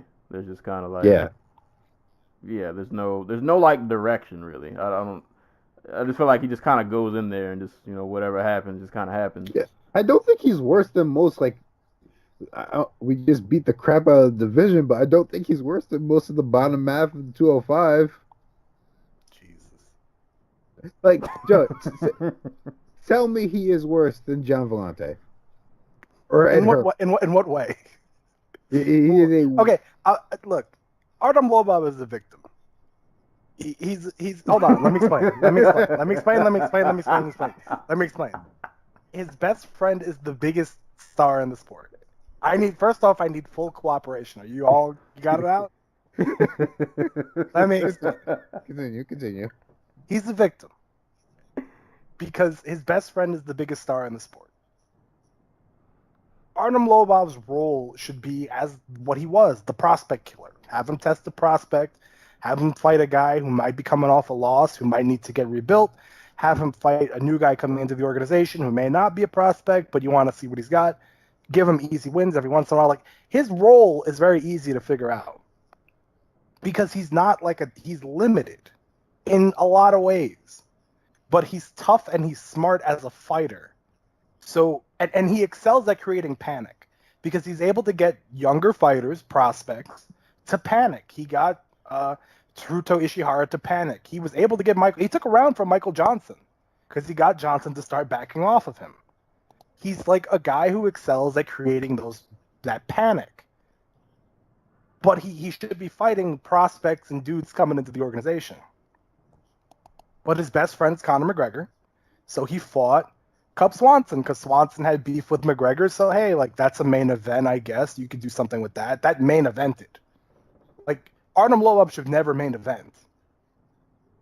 Well, I think they also mentioned during commentary too that he, at least according to them, he normally asks for like the toughest option because I think they said he had other options. Oh, I'm sure, but that doesn't mean you give it to him. But yeah. Protect him from himself. I'm sure there are a bunch of guys who would take a fight with Michael Johnson over like, I don't know, like some lesser name but equally challenging fighter. Right, but like let's ignore Johnson for just a second. He fought Cub Swanson because Swanson and McGregor had a beef, and you're never going to get Swanson McGregor, so it's a way to make a main event. Then he fought Andre Fili because Team Alpha Male and SPG have their beef. Then he was going to fight Caceres, which is a fair step down for him, and would have been an interesting enough fight. But the whole bust thing happened, so they yanked Lobov off the card, and he was going to fight Zubaira Tukhogov, who's a way better fighter than him, who he shouldn't ever be fighting against because they have the beef between Khabib and Conor. So he's consistently put in situations because of who his friend is that he shouldn't be in, and then we all have to stop and marvel. Like, we're giving him credit for coming really close. Like, I give him a lot of credit, but these are situations he shouldn't be in. Yeah. Like, he's not this. He should never be a co-main eventer or a main eventer. Like, He shouldn't be on the main card. Let's start there. right. He's like a prelim tester. Like, he tests the prelim, tests the debuting guy. Like, he has a place in the UFC. I just don't understand why I know why he's here. I feel bad for him because it's unfair to him, because then he loses these fights that he's never gonna beat Michael Johnson. He's never gonna beat Cub Swanson. Andre Fili would probably give him enough moments that he could beat an Andre Fili, but he's never gonna beat a Zubair Tukhogov either. So it's like unfair. I feel like I'm always grading Lobov on a curve because of who he's fighting. I That mean, was you all I have to, took from because this. like you shouldn't have to fight a dude who you shouldn't grade a dude who's on who is below 500 in his career. Like, I'm gonna say, it's just unfair. And it's unfair to him to be in these marquee spots where he can be, I guess, further exposed. Do you understand now, you giggling goofs, why I said he's a victim? I mean, at the same time, these are also opportunities. You know what I mean? Man. He needs to talk to his friend. Or just keep his mouth shut. That's true, too. But I don't think Artem Lobov, to me, is the duality of SBG. He's like a nice guy sometimes, and then other times it's like, you're just going to fucking get somebody hurt, aren't you? Sure enough, right? With starting the whole beef with Khabib, and then Khabib comes and confronts him, and there were some circumstances around that I understand, but like that whole Khabib-McGregor thing started through Artem Lobov. And then you have Artem standing there like, what the fuck did I just start? Like, looking mortified as Conor goes on a rampage. And it's like, okay, he clearly gets himself into situations he can't handle. But I don't know. I feel bad for him. Like, I feel like Artem Lobov has a place in every organization needs an Artem Lobov, but the UFC is using him like he's something more than Artem Lobov. Well, we'll see if they keep him. I just ranted on that when I wanted to rant on Michael Johnson's insane weight cut. I don't have the energy for that now. Yeah. All he can say is either book it a weight class up or do more catch weights. Word? Yeah. I mean, Artem Lobov fought at welterweight before. I'm sure he would have took the fight. I mean, 155 isn't that big of a deal. You got to change something on a poster. Like, come on, dude. Yeah. But, one last bit. I believe Michael Johnson hinted that he's going to fight Alexander Volkanovski. Oh, God. Are you not a fan of that fight? I mean, I'm with it, but Michael Johnson's going to get his ass beat. Yeah. I mean, maybe you could clip him, but like, I'm not sure his power's there at 145. Yeah, that kind of seems to be an issue, right? Like, that seems gone. But then again, Johnson's been fighting at 145 like a dude who believes he doesn't have the cardio for the division. Because against Fili, he fought like a dude who was like, I got a round. Like, I got a round that I have to spread out over 15 minutes. Volkanovski's never faced anybody as fast as Johnson, though. I think that's an interesting little fight. Yeah. But if he grabs him once... I think if it's over. I mean, Reza Madadi had his way with him, and I think Volkanovski's on a level above the Mad Dog. Yeah. I mean, Darren Elkins got him down eventually. It's a good point. It's a good point. And Volkanovski's like Darren Elkins times like Darren, good. I was gonna say. Elkins, if he touched the basketball that the Monstars had. But hey man, props to Johnson. 2 weeks notice, he got the job done. Back to 205 we go. I don't know if Anna Cole has any strength left in this. I'm dying over I here, mean, man. Like, the fight didn't last that long. Not a ton to go into. We could go into a Patrick Cummins. Looks like he's going to die every time he's in So the fight in question, Misha Serkinov, Patrick Cummins fight did not last that long at all. My favorite part of the fight was when they were against the cage and it looked like Serkinov was about to rip his beard off. Yeah, like his hand was like really awkwardly like bent, and his fingers were like right in Cummins' beard, and the ref was like, "No, you can't do that." I was waiting for a patch of hair to just kind of fly, but Cummins, he couldn't really get much going. I mean, it was a valiant effort. He pushed him up against the cage. I think he had tried to take him down. And then literally the second Serkinov took him down, he got mount like he took him down and just got into mount like simultaneously. Arm triangle, I feel like it was a merciful finish.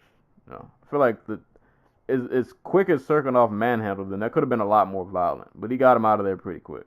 Because we've seen Cummins just kind of in other fights just end up bleeding all over the place. I feel like this was like best case scenario in terms of a loss. Like you didn't have to take a ton of damage. You just got taken down once and choked out, and that was kind of it. But impressive win for Serkinov. Like he got this done quick, fast, and in a hurry. Yeah. I mean, I got nothing to add to that really, except thank God for Pat Cummins' brain that this fight didn't go longer than it did, because.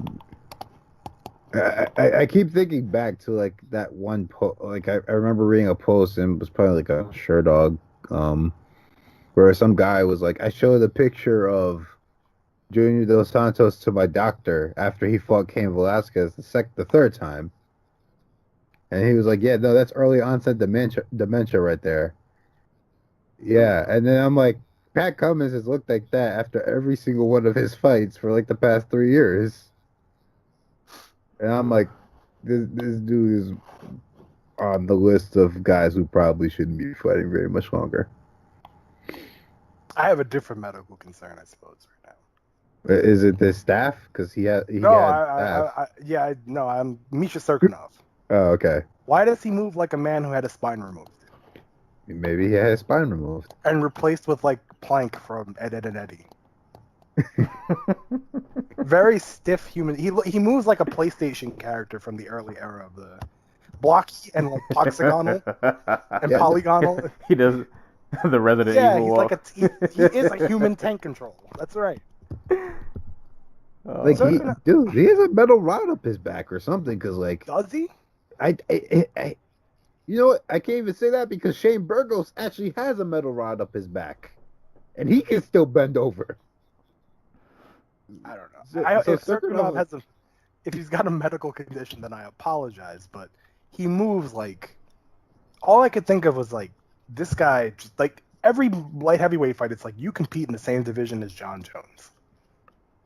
Because like at middleweight, the average lightweight still moves really like compared to Conor McGregor. You're like, all right, that's a fluid athlete. This dude though, it's like, God bless him. When he grabs dudes, they go down. Oh yeah, there's a phenomenal grappler, but like watching him try to throw punches, like he looks like he's going to fall. Yeah, I don't like, and he did against Volkan. Like that, I don't, man. What is bash at this point? It's just weird. I like Misha Serkinov. Like I'm higher on him than Yannickel is, but I just don't understand how he like his movement is so like a marionette. Like he has no fluid. He moves like he's on a track. Like he's like a rail shooter. Like you go to the arcade and you put in 25 cents and you play like Time Force, and it moves for you. Like he's very stiff. Yeah, and this is a dude who's been like, I want to say he's been doing martial arts his whole life. He was like doing judo before he did BJJ or something. I don't know, man. He does not move like a athlete. He moves like your dad after a tough day on the construction site. Stop. Leave Serkinov alone. Congrats, Misha. You did your thing. Oh, so we got to be nice to him to make up for it? Yeah, leave me. Why are we bashing? I'm not bashing him. We're not bashing him. We're just like, what's the deal? I'm in awe. Hey, listen, I'm in awe. And I think that the Uzumir fight, the rematch, would make perfect sense. Just a perfect fight. I mean, what are the odds he gets knocked out in 10 seconds twice? If he fucking lurches into another counter, sure, it's possible. I mean, at 205, that's what's supposed to happen because it's 205. Like, just, I don't know. I think that's why in 205 when people do weird things, I just chalk it up to that's 205. That's just what happened. Amazing. Everybody's division's broken. It's not broken. It's fine. It's perfect. It's what it needs to be. It's everything it was There meant you to go. be. We're acting like Keith Jardine isn't married into the fabric of the history of this division. I mean, if we're being honest, like, Chuck Liddell also had a bit of the spine up the back issue. I will not allow Chuck Liddell slander. I mean, we're going to see some. Oh yeah, we are. We're going to see some real stiffness real soon. Yeah, you gotta see the video with him hitting the pads. I feel so bad. I feel bad for him because when he talks, I can tell that he's like. He talks believes like himself. Not just that, but he talks like a dude who has realized like his prime was wasted. Because he talks openly about like his partying and how he feels like that took everything away from him. And it's like, I feel for him because he believes that so much. Like, imagine having that will. Like, imagine having a Tony Ferguson will with a Misha Serkinov body. Like, that would have to hurt as a person. So I do feel for Chuck Liddell. I mean, that would have to hurt a lot. A different kind of pain. No, I get what you mean. Like, apparently you don't because you had to go and make it sadder. I mean, it's going to be out. sad no matter what. I might as well have fun with it. This is how I cope. I'm rooting for you, Chuck. If you knock out Tito in 2018, I'm ecstatic. Point being, neither one of these men should have licenses. We should do a watch along for that. For the main event, at least. Just all of us. We'll watch along. We'll watch along and we can catch our grief. Yeah, we can laugh and cry at the same time. I mean, what we do every week. This is gonna be different. This is another level of laughing and crying that. Oh boy, I don't even want to think about that right now. That's only like a month away, isn't it? A couple weeks. November 24th. Yep. He's wearing knee pads that look like support hose, man. They're big. I feel for this man. Dude, we still had 9 fights to go. We spent like. We could breeze right through them. Yeah, a lot of these prelims. Oh no! Wait, what's the next one? Next. I do have things to say about this fight. Sukumtov Martinez. Andre Sukumtov and Jonathan Martinez. Oh boy, this fight. It was a good fight. I don't want to get that lost, but there were just weird moments. There were weird moments in this fight that I was just concerned. I will say though, hats off to Martinez because I believe this was his debut. Pretty, I would say solid for a debut. Like, he didn't seem like he was really nervous at all. He was pretty game. He did get put in some bad spots. So I think Sukumtov dropped him like twice in the first. I think he dropped him with a right, but Martinez did like get back up. He popped back up, managed to keep his wits about him. Sukumtov did really good mixing up his striking. I really loved like the in close like body shots he was throwing. Anytime he had Martinez against the cage, he was just unleashing flurries of elbows and knees and stepping elbows and all kinds of wild stuff. Martinez was, being scrappy, but I think it was kind of clear that Sukumtov was getting better on the feet. But there was a moment in this fight where I really thought like Martinez was gonna mess around and win. That moment where the ref, Jaron Vallone, what are you doing? Yeah, this guy. This happened like twice in the fight where Sukumtov had Martinez up against the cage. He throws a knee. that like clearly just didn't hit the cup at all, and whatever that ref's name is, for whatever reason, stops the fight. But if it's a low blow, he's supposed to give the fighter 5 minutes. He doesn't give Martinez 5 minutes. He just has like a little pep talk with him, and then tells them to shake hands, like he just broke up like an elementary school fight. Well, to be fair, look how big those guys are. He might have got. It was a really bizarre referee moment, but it was weird because I feel like after that moment, like Martinez got like a second win because he ended up taking Sukumtat down. I was like, oh no, like Sukumtat, you had a really good performance. Don't let this be, But Sukumtat ended up getting a split decision. But there are things I really like watching Sukumtat fight, but every fight he does, there's at least one moment where he does something. I'm like, if you were fighting somebody like more experienced, you probably, this would cost you the fight.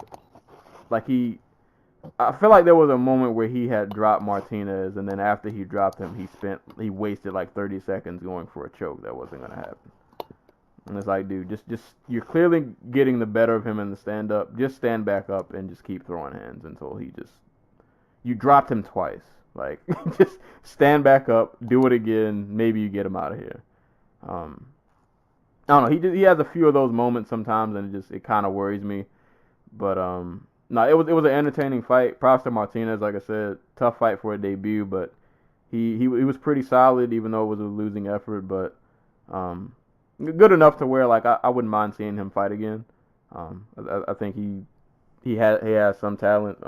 Yeah, pretty entertaining fight, but just a few weird moments, and that referee thing was like,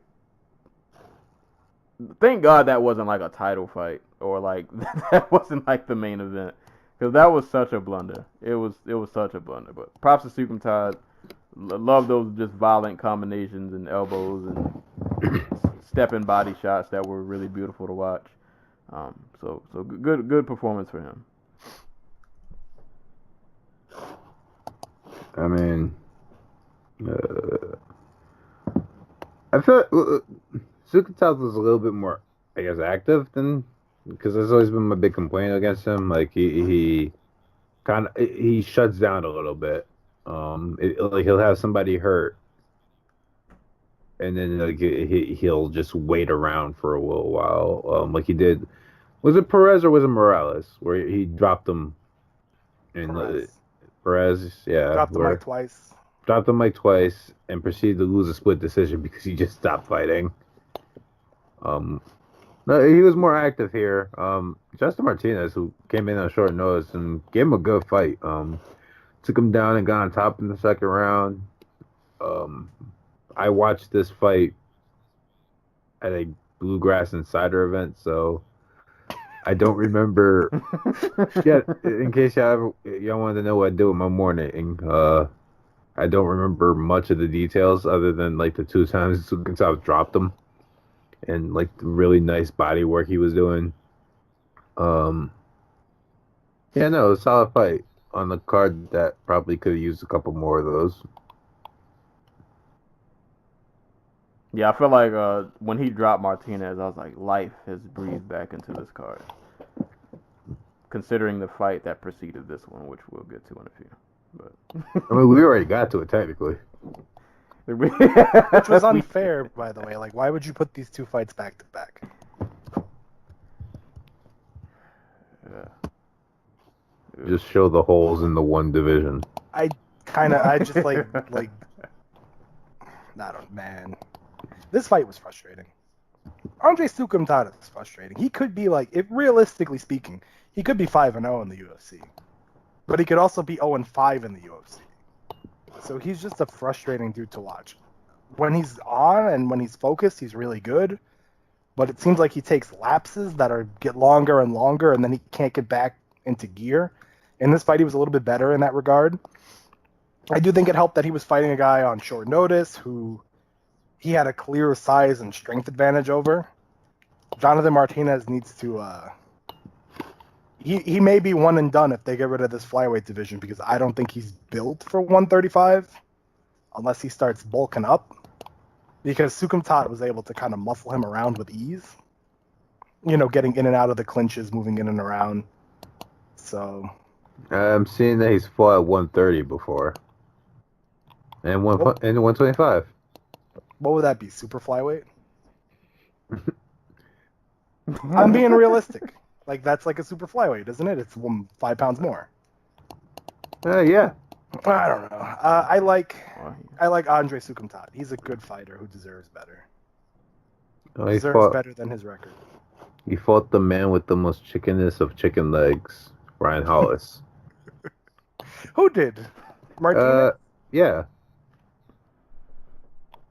Oh, yeah. man. So. All I could do looking at Martinez is like, if they get rid of 125, you're in deep shit, my man, because you are a small human. Combate Americas. Let's go. You got Spanish last name. There you go. I heard Spanish in his corner. Hey. So there you go. Combate America. I like it though. Go fight Eric Perez. There you Over and over. All right. we gotta let's strap in for this one. The resignation in your voice. I am offended. Let's talk about this fight. All right, so is this the last mention of 205 for the rest of? Yes, it is. All right. So this is the last 205 fight that we'll talk about on this card. But John Vellante and Ed Herman. So for one, when this fight popped up on the screen, I was like, I didn't even know this was a thing. So that was one thing. I was like, why is this on a main card? Why am I watching this? You can't tell me Nazrat couldn't have took this. Why am I watching John Vellante fight Ed? Like, why didn't this fight happen in like 2008? For all we know, it did. Like, this fight reminds me of just one of those 2008 fights where it's just I don't. This was literally the one fight on the card where, like, while this fight was happening, I just like tuned out. And even when I rewatched it, I found myself looking at my phone. Like, I just don't want to watch these, Ed Herman basically looking like a bloated middleweight coming. Like, the extra 20 pounds just looked like it was in the beer belly. Jesus. So what you're saying, he's barbecue fight championship material. Oh wow! Oh yeah, he is prime candidate. He is contender off of looks alone.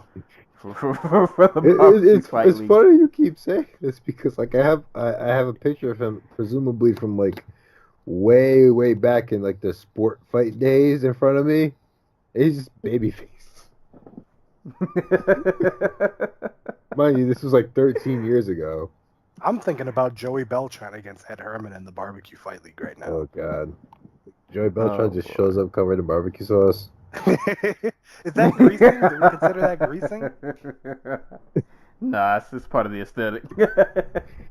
But I mean, this fight was just it was like Rock'em Sock'em Robots, but it was like one of the it was like the I don't remember. God, what was the name of it? I don't know if you guys remember the name. There were these little fighter toys, and you would stick the fighter had like a hole in Karate his foot, fighters. and you would stick him. Yeah, and you would twist the knob. I feel like this was like that, but like the knobs were like broke. So, but I mean, for what it's worth, for a 205 fight, which I tend to grade a lot of these on the curb, it wasn't really so much the fight itself that bothered me. Like, it was just two guys just kind of throwing, and we're just gonna throw power shots for however as long as we can, and we'll just see who survives. And I think it was just like, I just looked up at the names on this fight and I was like, this ain't it. I just don't. I'm just I don't want to be mean. I was just so not interested in this. Like, regardless of who won, if anybody would have gotten knocked out, even when the split decision came and Ed Herman didn't get his hand raised and people thought he won, I was like, I don't care. I really don't. This does nothing for me. But for what it's worth, light heavyweight, Rock'em Sock'em Robot fight, but like, it's that reverse button on your remote when you slow the time down by like 0.5 seconds. That's kind of what this was. It was mildly entertaining, but I didn't care. I just kind of didn't. This did nothing for me. Nothing.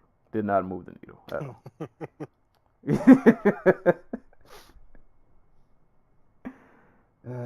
Yeah, I'm done. I have nothing else though. I mean,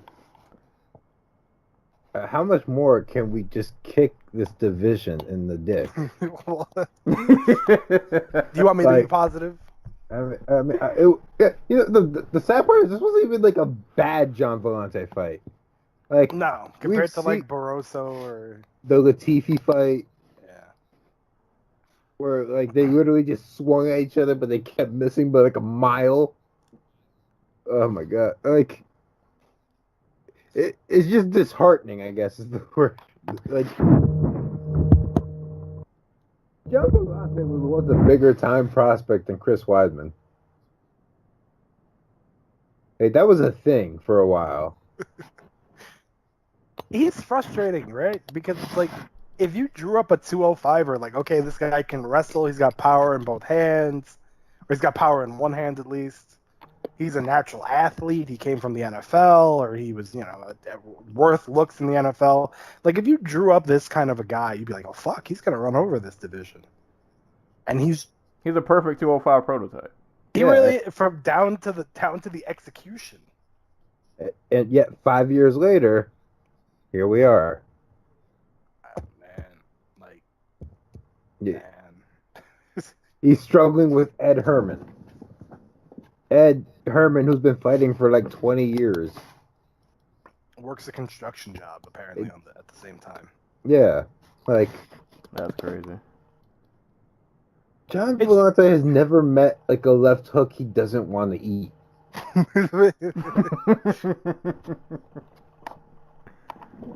He should be in. I think it was weird because I was just watching how like slow Herman's punches were. Jesus Christ. And then I'm looking at Vellante and I'm like, dude, you're clearly the better athlete. Like, theoretically this fight shouldn't be close. Like, you should be mowing through this dude. Like, I know you got to be able to see these punches coming.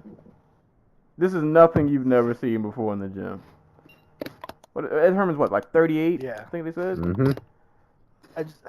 Yeah. It feels bad because you like with Ed Herman, he's obviously limited athletically. He's old, he's been fighting for a long time. You don't want to be like too mean because he's doing the best he can with what he has. I mean, he won this fight. I think so. Right. I'm just saying, like, you want to be fair to him, but you also have to be like honest. Yeah. And there was just a point where he threw a punch that was it was like one of the first hooks he threw, and it was like Dan Hardy had to fight back not to just laugh about how it moved, like how out of position he was, like how out of position Vellante was. But did it land? No, it didn't. That one didn't. But then the other one started. And Vellante's weird. It's like the first clean shot he gets hit with, he's like, I don't want to do the thing. Like, I don't know, man. At one point, Dan Hardy's like, he's only got one hand. Like, I think Dan Hardy or Jimmy Smith was like, if you can avoid the overhand right, like, that's all he's throwing right now. And I'm like, that's true. But, like, it kept landing. Yeah. And every hook that Herman threw, when he was in decent range, landed. I have to point out Herman is missing like half a finger. Yeah, apparently, right? Some kind of like welding incident. Like he was trying to do some plumbing at his house and it blew off half his finger. And he still bloodied Vellante. Yeah. In a way, this is like a big win for Ed Herman. No, I think Ed Herman does not come out of this scathed in any way. Because he is what he is. Like, he is a limited, clunky, old guy relative to fighting. So it's not his fault. I feel bad but this fight was like, if you just took two boulders and rolled them down opposite hills and they like collided in the middle. And they were just going to keep bonking into, like, nothing's going to change here. You're just going to get two boulders smacking into one another. One might move a little bit more, one might move a little bit less after the contact, but it was just Gian Vellante is like, how do you train with Sarah Longo and you train with Stipe Miocic? Like, how do you train with those guys and not improve At all. at all? Almost want to Like, he's think gotten worse. Like, if we're being honest, because he's throwing less nowadays. something tells me he's got to be one of those guys that like in the gym he looks good and it just doesn't Maybe. translate to like the cage. Because like I said, he has like the tools. Like especially for 205, you don't need a lot. Like be athletic, have power, be able to move just somewhat fluidly, and like you'll be fine. You'll be okay. And it just Good athlete, hard to take down, can wrestle when he wants to. Mother, I just Speaking of stiff, like you look at just how stiff, like you just there's no kind of fluidity in like Herman's motions, and it's like he's still clipping Vellante. like I feel bad for Ed Herman but it's calling it what it is. It's like Artem Lobov.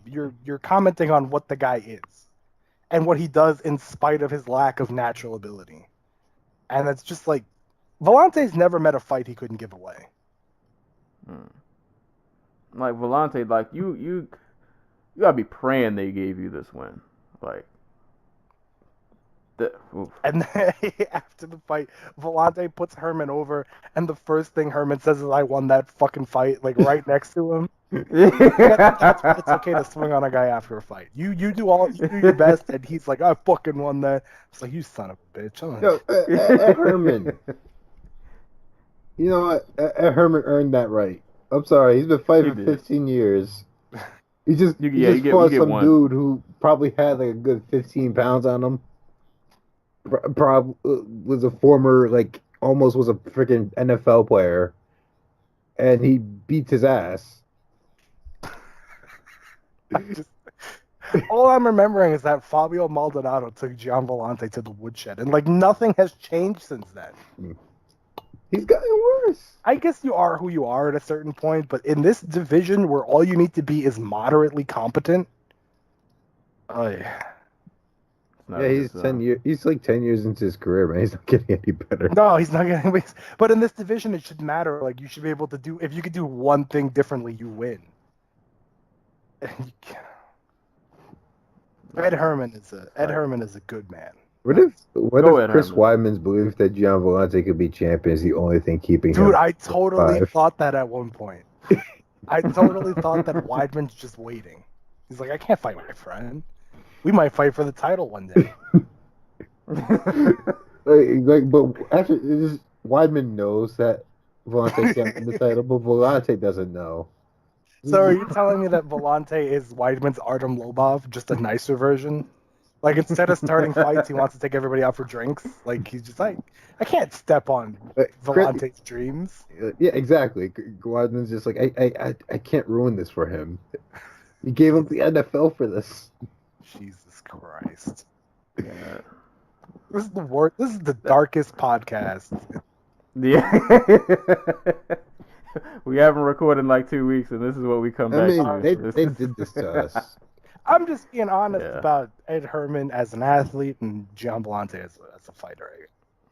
It is what Vellante should go up heavyweight. You think? I think they mentioned it. Yeah, in the broadcast. I'd be with it, except, like you said, Gian Vellante's never met a punch. He doesn't want. He's unwilling to take. Well, we've seen Derek Lewis do Gian Vellante stuff, just knock people out at the end of it. Like, I think Vellante would be.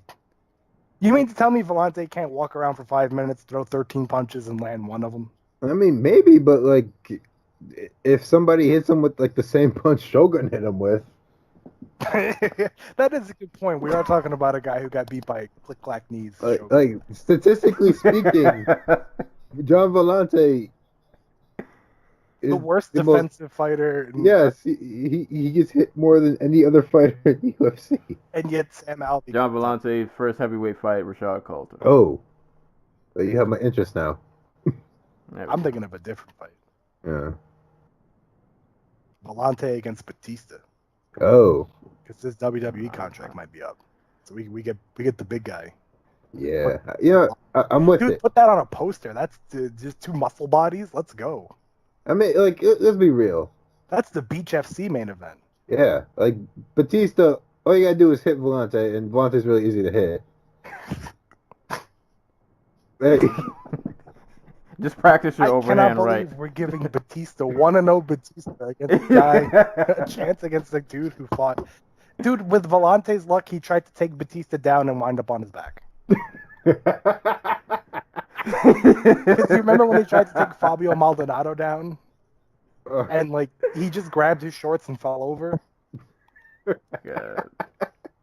Volante's a good You know dude, what? too. I feel bad. I feel like we're... I feel bad for all these guys. They're all trying their best. UFC Moncton. I think it boils down just. UFC Moncton. I think it's just we think you can do better, and we just want you to do I better. mean, UFC Moncton, the performance trophy. The performance trophy show. participation. Participation trophy, there you go. The You- Cold you Star did- show. You did your best. There are so many other great fight cards, and I asked specifically to be on this one. What Yeah, was I what's thinking? wrong with you? I wanted. It's close to the anniversary of when I was on the Poland show for the first time. Yeah, why? But that's what it is. Like, we invited you on for like the pay-per-view before that, and you're like, no, I can't make that one, I was. but I busy. can do that Poland card. No, though, to be honest, Joey, if you weren't on this episode, I think we would have ended this episode like an hour ago. So now I have to be on the bad one. So you guys call me for like Buenos Aires or. I want to do Shanghai just so we can do all the names. Oh wow, Oh boy. that'd be fun. All right, let's round out the main card. Court McGee and Alex Garcia. Nothing happened. I root for Court McGee because he's a part of the Beard Gang. So I root for Court McGee. He did stick Garcia with that jab that just kind of happened out of nowhere. Like, I was really befuddled. I thought he went. I thought When he Garcia was just guarded kinda- first. Yeah, I had no idea what happened. He just took this really awkward tumble. I was like, dude, I don't know what just happened, but it looks like you're not in a good place. But yeah, he got caught with like a step-in jab that just happened like really quick. I think it was a left jab. Now this fight just kind of came down to, aside from that first round, which I think probably had most of the action. After that, it just kind of came down to grappling, and I think Court was just able to get the better of some grappling exchanges. I don't know. I don't remember this fight a ton of detail. I just remember No, rooting you for got Court it. McGee and he won. I didn't see So I was this happy. fight at all, but I'm trying to imagine in my head how Court McGee beats Alex Garcia. He And I'll give him it's, props. it's mostly As much just Alex as- Garcia staring at Court McGee being befuddled. as much as like Garcia seemed to have like an obviously athletic advantage. I mean, you can just look at like just physically how they look, and you would think Garcia would have like mowed through him. But like Court McGee was pretty like relentless with like his takedowns when they started to get the grappling. All right, So all right. he was just able to just kind of control him. So not that I wasn't completely raptured by your summary of the fight, but there's a man on this upcoming UFC Argentina card. His name is Laureano Staropoli, Yeah, he's filling in for. and that's amazing. It's a beautiful name. What's up with your boy Enrique gotta win. Barzola pulling out and ducking Nad Narimani? I mean, you have to earn Barzola. Understood. Anybody else got Dude, thoughts on like- McGee and like- Garcia? What do you want me to say? You don't have to. I'd say it was a Court we Court can- McGee fight. Court McGee's an amazing person. I'm glad that he's continually getting. I'm glad that he's winning. Good for him. He's a great human being. Alex Garcia, go fight in the bare knuckle league because you're tailor made for that like short round. Like you're a 1-round fighter, which was a lot of this card, but you are in particular a 1-round fighter because after that first round he had nothing. You let Court McGee just like slow man sweep you, like old man out muscle you. I'm just imagining Faraz Sahabi in his corner at in Wyoming at like the boxing FC card or the bare knuckle FC card. He's like, I coached GSP and now I'm back to doing this shit. I just want to put. All right, you know what? I'm gonna be fair. Court McGee, Alex Garcia, then to be followed up by Ed Herman versus Gian Vellante, felt like somebody in the UFC telling you to not watch the show. Like, it felt like they were daring you. Tune out. Watch the World Series, they basically were asking you. It was a whole bunch of, yeah, we know you're going to stick around, you fucks. Yeah, like but don't rub it in my face. No, that's how they get off.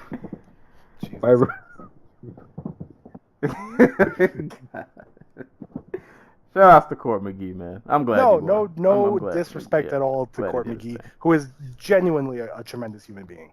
Yeah, shout out to Court McGee. Like, I keep forgetting he's still in the UFC. I don't know why, but I figured he retired like years ago.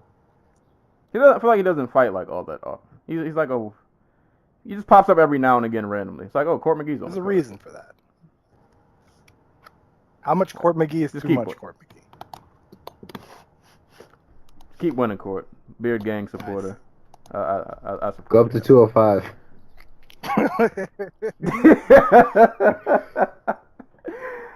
All right, so this is the part of the card where memory is going to start failing me. This is where the good fights were. I remember some of them, and I said good fights. No, there were some decent ones. There were a couple of good ones. ones. Feel there like were some the good UFC, ones. like, you know, a card is bad if don't you ever get that ominous feeling when everything goes off on a fight night prelim card without a hitch? Oh, dude. Anytime there's a decent fight night prelim card, I'm like, the main card's just it's all downhill from here, isn't it? Like those Australia cards where you're like, fuck, this prelim card, not too bad. And then you hit the main card and you're 3 fights in and you're looking for the nearest, like... I mean, you know what, we bash light heavyweight enough. So go ahead. You might as well. If I would have looked at this card beforehand, I would have known the kind of night I was about to get into. I was trying to be optimistic. You guys know me, I'm positive, and I got through that prelim slate and I was like, we're okay. And then it was like Court McGee, Alex Garcia, and then it was just kind of like, uh-oh, we've hit it. Yeah. But prelims, Sean Strickland, Nordine Taleb. I remember liking this fight, but I don't remember it much in detail other than like the finishing sequence where like Strickland just kind of started letting loose on Taleb. He caught him with a couple of like 1-2s and backed him up. Landed some pretty good ground and pound. I wasn't mad at the stoppage. I saw some people who thought it was early, but I feel like, I mean, maybe it could have went on for a couple of more seconds, but to be honest, I don't think it changes the outcome of the fight. If anything, Taleb just eats more shots, and you probably end up with the same result, just a few seconds later than what it happened. But yeah, I remember liking this fight and it being entertaining, but I just don't remember it in a ton of detail. But good on Strickland, nice finish, got Taleb out in the second round. Up to that point, Taleb had basically kicked the crap out of Strickland's lead leg. It was all like bruised up and everything, and I guess Strickland I think he mentioned this in the post fight where he's like, "This is my last fight, my contract. I'm gonna just go out there." Like, my thought process was, I'm gonna just go for broke because I know I need that if the UFC is gonna keep me around. So he finally got what he was looking for on those jabs. He got like a 1-2 and just kind of cracked Taleb. So props to him. Probably keeps his job going forward. Yeah, like I'm like, yeah, I don't remember like a lot of this fight in detail. It was just a lot of like Taleb kicking at Strickland's lead leg and Strickland having no answer for it up until the knockout. Yeah, it was a fight, and there was a knockout. It sure did happen. And there you have it. I just don't know. Like, to me, like, I don't know. I don't know what you guys want me to say about that. Like, it was a good performance for Taleb, and then he got hurt, and then he never adjusted. He kept getting hit with the same combination over and over, and eventually that will Seal the deal. So good for Sean Strickland. I feel like Strickland's one of thers frustrating 170ers who should be better than he is. But he's he just should be at middleweight. I feel like didn't he have like hype at one point? Yeah, he was, because he came in and I think he subbed Bubba McDaniel as a middleweight and then dropped down to 170. And then he just he was like this pensive counter striker because he beat Tom Breeze. I mean, He came into the UFC 13-0. Yep. And was like the king of the cage middleweight champion. Won 2 fights.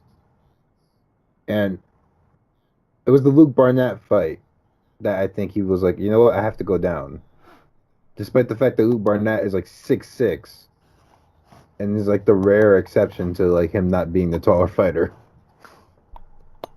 I just remember the Ponzinibbio fight where he let Pons pressure him into the cage repeatedly and just flail at him. Yeah, Pons is great. And I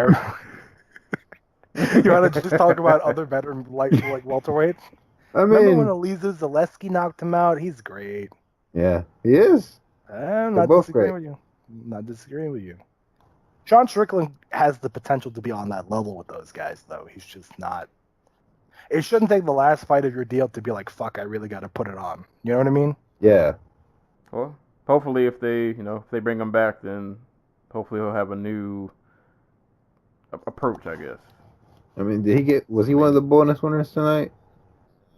Tonight? Yeah, no. I don't think anybody won a bonus tonight. Well,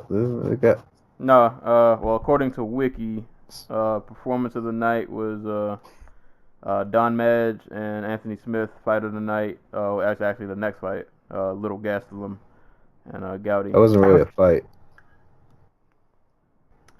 So let's get to that, actually, because this was actually like the one fight I was like excited for, because I just wanted to see Little Gastelum. It's uncanny. It really is uncanny. He literally Nasrat Hakparas. How you say that? Hakparas and Thibaut Gowdy. Nasrat, aka Little Gastelum. He's literally the 155 reincarnation of Kelvin Gastelum. Yeah, no, they look exactly. Like, they're the same person. Like the the same person with further weight loss. Yes. Like that's the only difference. But I've been from Nasrat's like last few fights, I've just been really excited to see like how he's just gonna keep progressing. This fight was no different, man. Dude, Nasrat keeps like an insane pace, always in your face, constantly throwing. There was more than one occasion where he rocked Gowdy, and Gowdy did the full-blown Chris Hordecki run.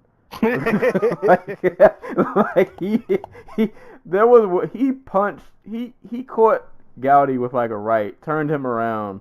Gowdy ran like all the way across the cage. Punched over like he looked like Igor escaping with the brain. Yeah. The Franks. It turned into like a police chase.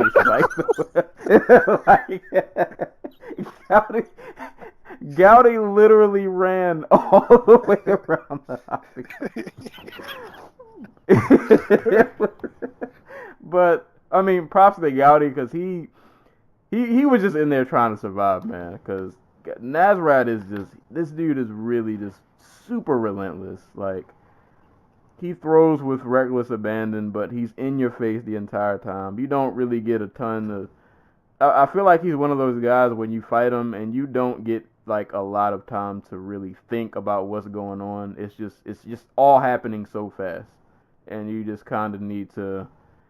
You either sink or swim, and Gowdy, well, he ran, but I guess there are other options. But no, props to Gowdy though, because he was trying to throw back. He was trying to make it competitive. Just props for him just for even surviving, because the teep kick was what made him run. He caught a kick to the stomach, and it backed him up. And then I think he caught like a right hand, and then he proceeded to run and roll and. He was folded up about 17 different times. Yeah, it was crazy that Nasrat didn't. Like, I feel like if there was nowhere for Gowdy to run, Nasrat would have got a finish. Like, running just extended Gowdy's life and got him out of that fight. Because like you said, it was more than one occasion when he was about to be out of there. Like, man, little Gastelum is I like this guy, man. I really like this guy. He's really fun to watch. Like just another guy in lightweight, just another killer. Not even ranked in the top 15, but pretty sure he could give anybody problems.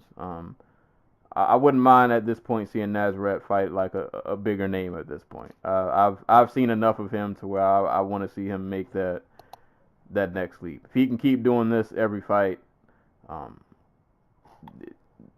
pretty sure fans would like him. He's entertaining. I've never, at least in the last few fights, none of his fights have been boring. He, like I said, he's just a little lightweight Gastelum, just out here being as violent as one can be. But yeah, I was excited to see this fight, and it gave me everything I wanted. I really not much to add here because, like you guys said, it was great performance from Akbarast. I'm sorry, I'm just parts of the fight.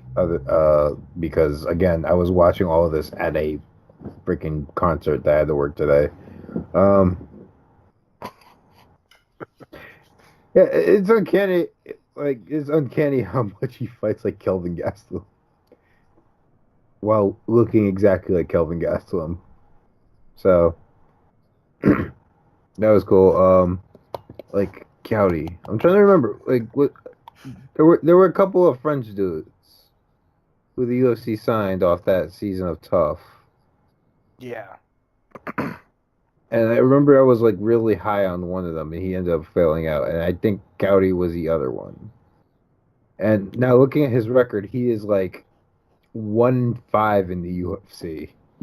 But some of those are like short notice, and X guy missed weight, and he probably beat Sage Northcutt. But I mean, did he really though? Gowdy on this card fit well because Gowdy is another one of those guys who just like you're trying your best. And on a show full of dudes trying their best, he's like the trying your bestiest of the best. Sensei taught me with the police chase, but I was going to say that he looked like the Bigfoot footage, like hunched over, arms swinging, kind of getting away as quickly as he could. Haqparast, I like him so much, but that second round was a little worrisome. He started to give ground. Thibault Gouti is a bit like Artem Lobov in the sense that if you continually let them press you and they can get you to panic, you're going to open up opportunities for them to just slug you. Yeah. And yeah, like just in the second round, he just kind of outslugged Haqparast and made him uncomfortable. I didn't give him the round, but I think he did win a round or two. And correction, he won a round on, I think, 2 different scorecards. That third round was perfect from Haqparast. Just he found something that worked, kept going to it, and was opening up the stuff upstairs off of it. I don't know how ready I am to see him take a big step up, but he should not be fighting Thibault Gouti. So is he really 5'10"? Give him like a Gouti or Haqparast? Haqparast. I don't know why he looks short. Really? Because he does not look like he's 5'10". boxy, but he looks short. Maybe because you're comparing him to Kelvin Gastelum. And he looks ultra short compared to his clone dad, I guess. I don't know. I mean, isn't Kelvin Gastelum like 5'10"? Yeah, but that's different, kind of. He's fighting at middleweight. Haqparast, I'd like to. You know what? So is Kelvin Gastelum. Is he really? So maybe he's Gastelum, but they forgot to stretched out. He was in the same lab. They just adjusted the settings. I see. It's like when you change the brightness. I like Haqparast a lot. He's getting close to the Jim Miller test. He's I like that. Close to the Jim Miller "Are you good enough?" test. And Thibault Gouti will probably survive again because he's got the fight of the night. So that means they probably want to keep him around. So work on that run. Crouch walk. He was sneaking like Solid Snake, getting into the right position. We're making fun of this man, but he probably shit his pants on that body shot because that looked awful. Yeah, and then there was one where he kicked him and he like hunched over to one side and was trying to backpedal, so Haqparast kicked him in the other side of his body, like, which is a real dick thing to do, by the way, to a potentially. And Haqparast, my main worry with Haqparast is the David Tamer thing, where you're really good, but you really need to consider getting a finish soon. So, because you play lightweight. Yeah, because there's always going to be a guy. Like, you kind of need to either that or you need to beat up a really reputable dude. Like, if you beat up Nick Lentz for 3 rounds, people are going to look at you differently. Right. Haqparast, We'll see. I'm on the little Gastelum bandwagon. We'll see how far this train goes.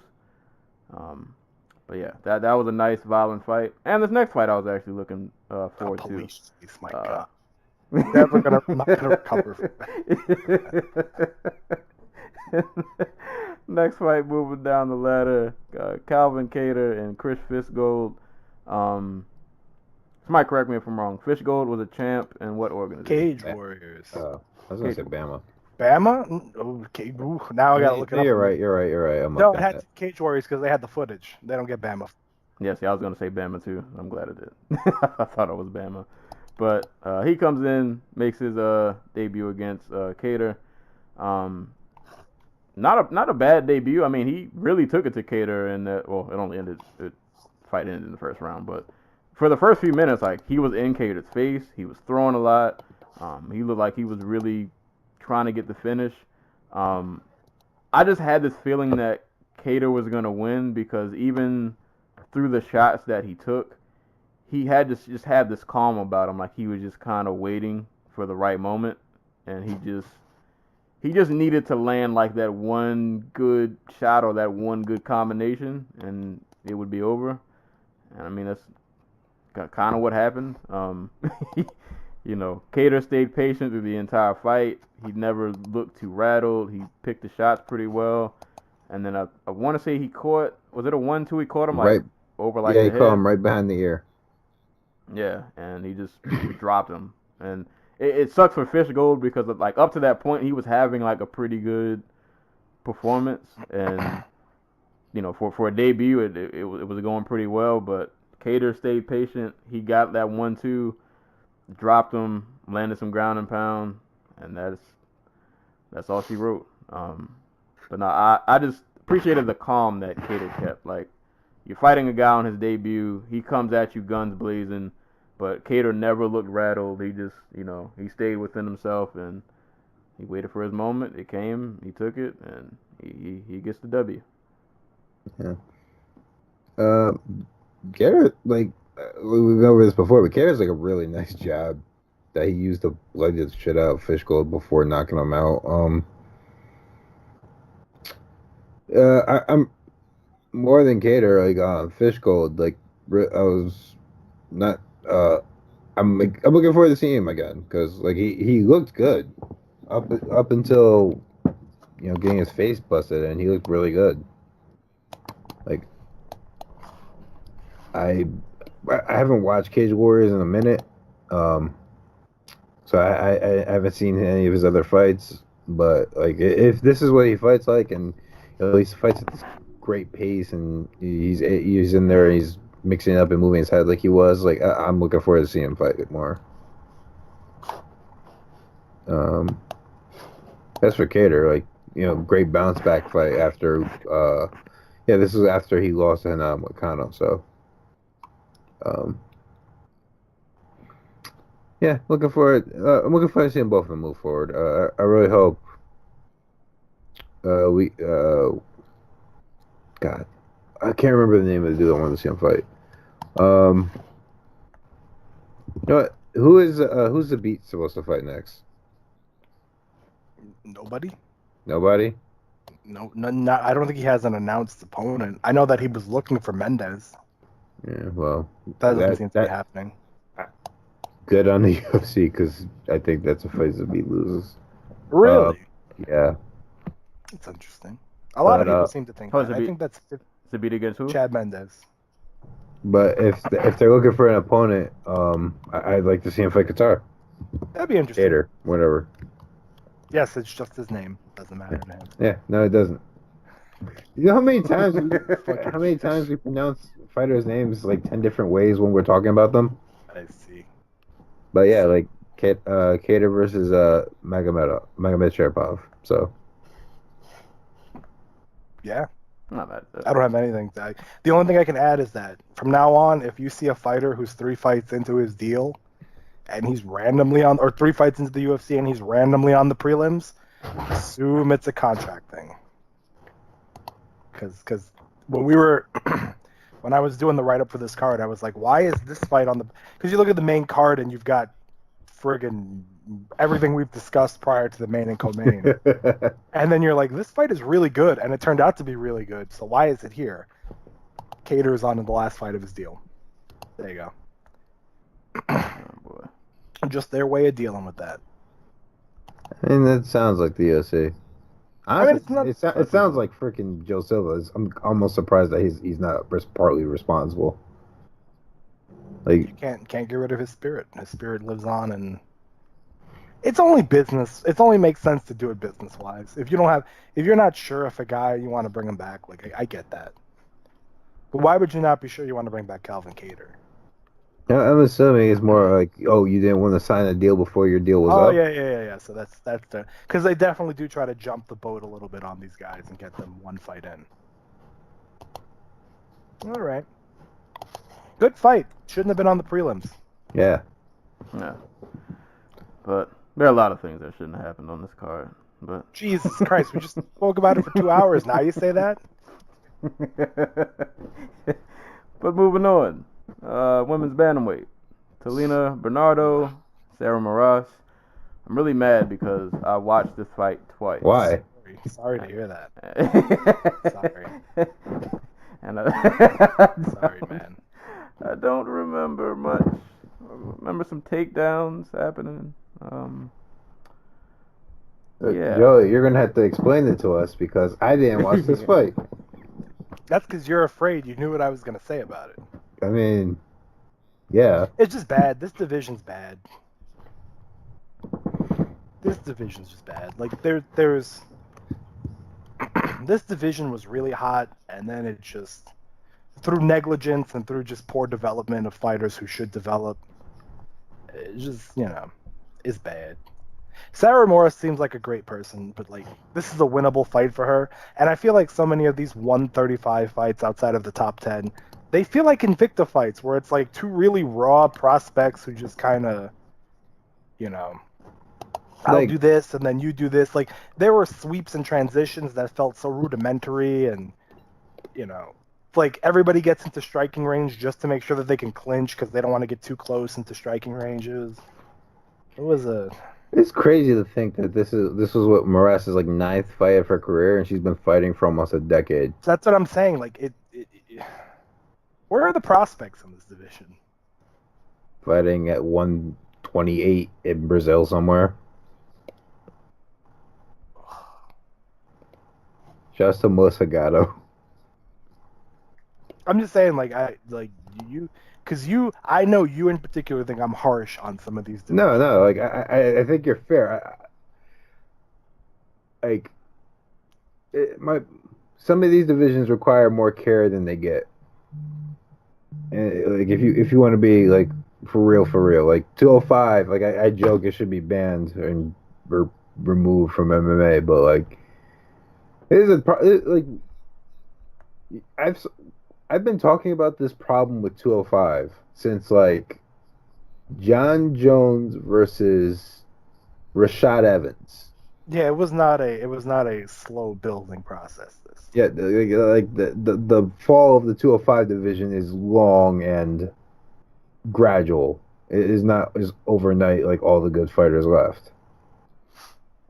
Like with women's bantamweight, like you have to bring in people. You have to try things out. Yeah, and when I broke it down, and I think you did too, it was like, first off, no division could survive. Like half of the top 10 of this division left. Ronda left. Misha retired. Holly was fighting at 145. Sarah McMahon just didn't pan out. She also doesn't fight very often. What's the name of the What's the name of the woman who Cat. Zingano disappeared and fell apart? And her No, life but kind of fell apart. right. Well, I'm talking about injury-wise. Yeah. Because like you can't fault somebody for what happened outside of their, especially something like that. Yeah, like that's something you can't account for. Right. Juliana Pena got pregnant and just never developed, like, as a fighter. Shevchenko left. Like, it's hard to rebuild divisions when you lose talent that quickly. But I don't see what's out there, and I'm not hot on the idea of seeing Gina Mazzani and Lena Landsberg and Yannick Kunitskaya try to make their way to a fight against Amanda Nunes that's going to be wholly uncompetitive. Yeah. And Caitlin Vieira's hurt now, so who knows, like, now you've lost that option. And Aspen Ladd should never make that cut again. I'm sorry? Aspen Ladd should never make that weight cut again, so I don't want to... Yeah. Like that, and she is probably the best 135 prospect out there. Yep. Like, it's not that I want to say, like, it's not that there aren't women out there. It's just like, even if you bring them in, it's going to take a while for them to be something. And you've got a fan base that you got to hit quick. Exactly. Because they're not going to be patient enough to sit through the growing pains that some of these fighters had on regional scenes from 2011 to 2013. Exactly. Like, freaking Liana Jojo could come into the UFC and not be ready to fight for a title for like another 4 years because she's only 22 or something. That's great. It's just weird because 135 got a jump compared to 115 relative to the UFC, and now it's like the 135 division is just a barren wasteland. And 115 and 125, like 125's got its problems finding a champion, but there's a lot of talent in that division. So I think it's just depth. Like, yeah, there are just more flyweights out there and more strawweights out there than there are women's bantamweights. This is why, I'm with you when you talk about dipping into other sports, testing just to see if it works. Get some women in from other sports and see if you can find something for them. Yeah, like, go to soccer, go to basketball. Go sign whoever gets like a freaking bronze medal at the World Championships or up, and just be like, hey, we'll give you $50,000 to try out MMA for a year. Because it's probably way more than they make wrestling. How you gonna make that money up, though? I mean, these are small time investments in I know I was high stock. I get what you're saying. They're not gonna waste, like, I don't see them wasting money. Wasting in theory. Yeah, they're not trying to build anybody from scratch. They're not taking the Bellator approach. Which they should. Especially here, which they absolutely should. Because, like, Ronda Rousey proved there's a market for her, like, that style of marketing, I guess. Like, there's an appetite for fighting in, like, that market where with young girls and soccer moms. Right. Like, there are pathways to maybe you're probably never going to get another Ronda Rousey, because if we're being honest, how many Ronda Rouseys have there ever been in MMA? Like, male or female? Like, 2, 3? Right. So. And how many of them are going to get the leeway Ronda Rousey did? Right. Because think about it, what fighter is going to be like Ronda's take after Sandy Hook? Like, what fighter could get away with that? Which I think the thing that saved her is that she was in the UFC. Was she at the time, or was she not?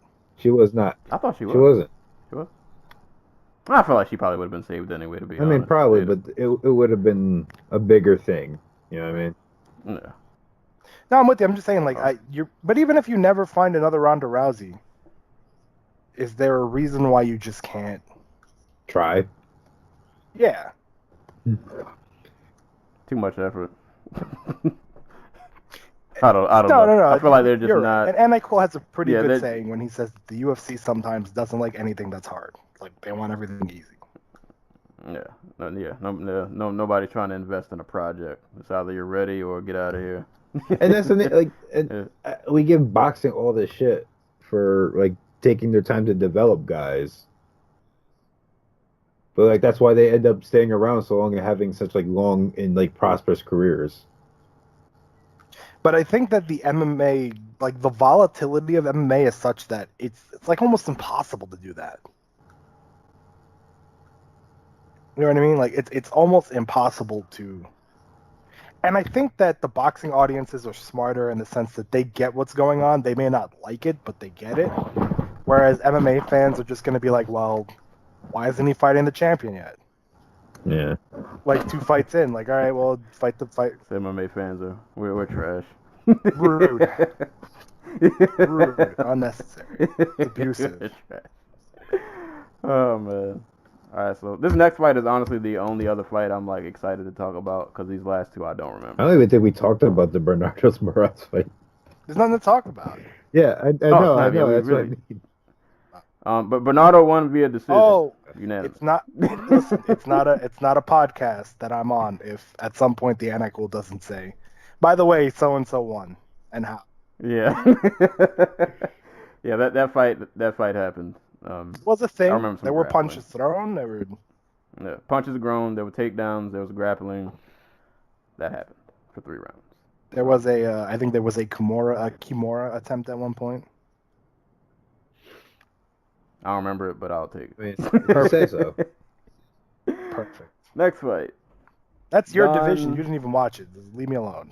Hey. I never said I have faith in either one of these women. Next fight. Don Madge, Tay Edwards, or according to Wiki, it's T. Jovan T. Edwards. They just called him T. Edwards on it. I'm just calling him T because that's what they said on the I'm show. gonna call him T. Jovan because but- that's what his mother calls him. But so apparently these guys were 2 prospects. I think T. Edwards was he on Contender Series? I Yes, think? he was. MMA Lab too. He's one of their guys. So he and Don, who's actually from EFC, I think. What's that, South? Yeah, no, you're right. South- EFC something South like that? Africa or worldwide Yeah, or whatever he's they want to call themselves nowadays. So this was I guess you could say like two prospects going at it. Both dudes came in definitely just throwing, like caution to the wind. We're here to put on a show. It was a very entertaining fight. Madge rocked Edwards early, but Edwards got his wits about him, ended up taking him down. Really entertaining first round, like 2 dudes who were just, like I said, just really, really going at it. But my God, that second round. So Madge threw I think it was a left head kick, and it looked like Edwards blocked it, but like part of it kind of like went through his guard, and I think it kind of like caught him on the ear, and he kind of he hit one of those stumbles. He was running. Yeah, he hit one of those moves where it's like, this is about to be over, and Madge followed that up with a right head kick, and he just, if there was no cage, he would have just fell over. But he just kind of collapsed. He grabbed the leg, but he was out. Like I think the leg grab was just kind of, because even after the head kick, he grabbed the ref's leg afterwards. So clearly he had no idea what was going on. He was just kind of out of there. But all I remember thinking after this fight is I just want to see both of these guys fight again. Even though Edwards lost, there were things about him, like he looks really athletic, he looks explosive, he looks like somebody who could put on some exciting fights, and Madge obviously got the win. So, but no, this was a really fun fight between I would guess our 2 prospects, 2 guys I definitely want to see fight again. But I'm all about head kick KOs, so this was awesome for me. Former Old Dominion wrestler. Yep. Didn't know that. Yeah, they said I forgot, they mentioned something about his wrestling in the broadcast. Something about he said he felt like he could have done a lot more in wrestling. Apparently, he got arrested, Yeah. so that probably didn't help. I'd suppose not. But yeah, no, like you said, this fight not one fight of the night.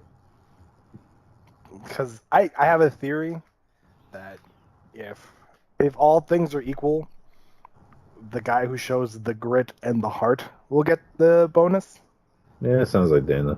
So unless it's like a complete, unless it's like a complete one-sided demolishing. So honestly, though, like it was a good fight, and I was a little concerned about T. Edwards because his Contender Series win was like 13 seconds long, but I knew he was a big-time prospect out of LFA.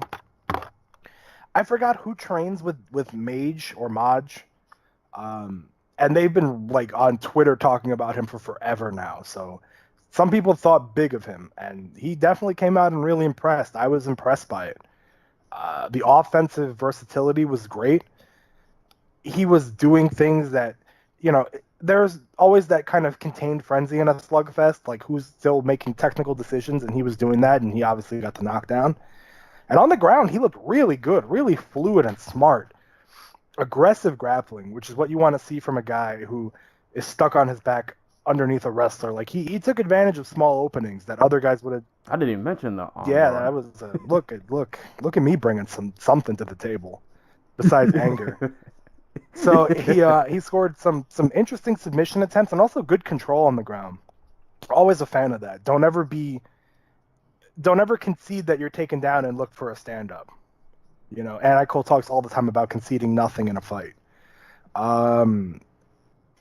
It's a loss for the Contender Series, and, they're not slumping because they just had a guy win on that, but the Contender Series at its heart, at its core, is just looking to get new guys into the UFC. Maybe you find a star, maybe you don't. But Edwards had at least a little bit of promise, so this was a bit of a bummer if you're a Contender Series guy. And I think, is Mage the first, EFC dude to win a fight? Did Gareth McClellan win a fight? Did who? McClellan? I don't think he did. Who was the other dude? He beat Ron Bubba Pop? Bush. But that fight didn't really happen. You're not going to fucking convince me that fight happened. Get out of here with that shit. Who the fuck's Bubba Bush? If I remember right, he's the dude who fought the Leech. Or am I thinking Bobby Nash? Bobby Nash fought the Leech. Okay. Did Bubba he Bush fought fight... Kevin Casey. Oh, I was going to say, did he fight Robert Drysdale? No, that was I was gonna say Bubba Bush is definitely a Fight Pass prelim name. Bubba Bush is like the guy you fight in EA UFC to get like a UFC contract deal. Bubba the fighting Texas Aggie Bush. Oh no, get out of here. Get out of here. We don't root for the Aggies over here, bro. The Terps. But I'm actually a Longhorn fan. This weekend was double painful for you. Yeah, it wasn't. Don Madge, best South African fighter ever. There we go. The GOAT. What's his competition? Gareth McClellan. I see. Ron Potts. Did they have another South African heavyweight? I feel like they did, but we haven't. I don't know. Mage was good though, and I'm excited to see both of these guys going forward. I think my only, not bad thing, but the only one thought that creeped in my mind after this fight was like, oh, you're in lightweight. Boy, is it not gonna get in? Yeah, that's kind of a thought. Like if you're T. Edwards, this is not gonna suddenly lead to a easy road back. Fight. Yeah, you might get Thibaut Gouti, who we've seen he's a tough out. Right. Yeah. Lightweight is almost so good. It's almost too good for its own good. It's like there's so many guys. It's just like a lot of you. If you had the same skills and you were in a different weight class. Look at David Teymur. Teymur is doing nothing. But if he was a light heavyweight, he would have fought for the title and headlined in Sweden by now, 12 times. Yeah. Poor light heavyweight. That's life's unfair. When you're small, it is. It is. Dude, it is. And they just think how good like Khabib and Tony and McGregor and like Dustin Poirier are, where they're actually like above all these people. Yeah, that's like That's the the thing. weirdest thing, right? Like you work your way up to the top of 155 and you get Khabib or Anthony Pettis or Dustin. Like even Anthony Pettis, who's on the decline, is really good. Like you get one or Kevin Lee, and it's like again other divisions. You get if you start making the climb up the rankings, you're greeted by David Branch or Derek Tavares- Brunson. Derek Brunson, Brad Tavares, or Ela Latifi.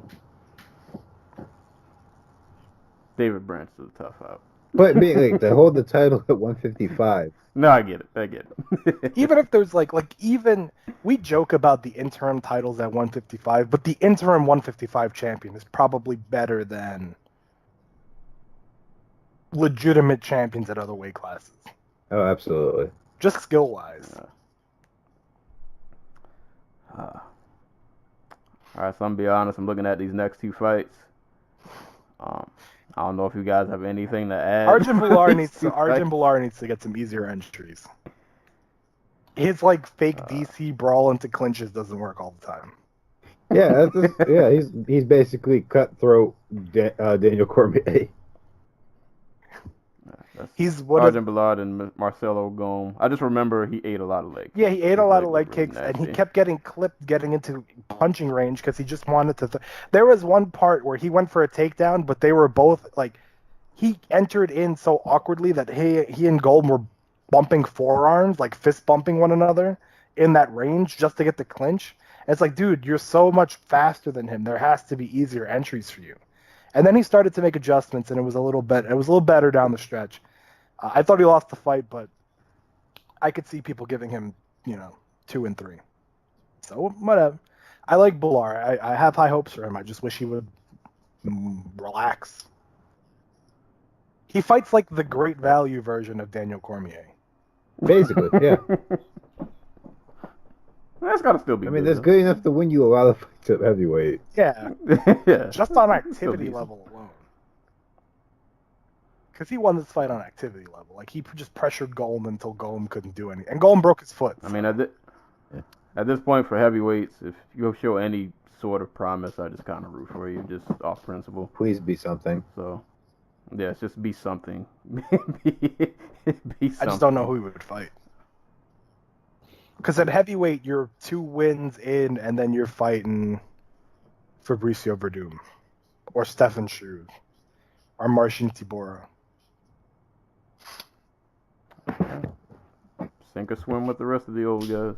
And he can fight what's his face? Crap. Who's the dude?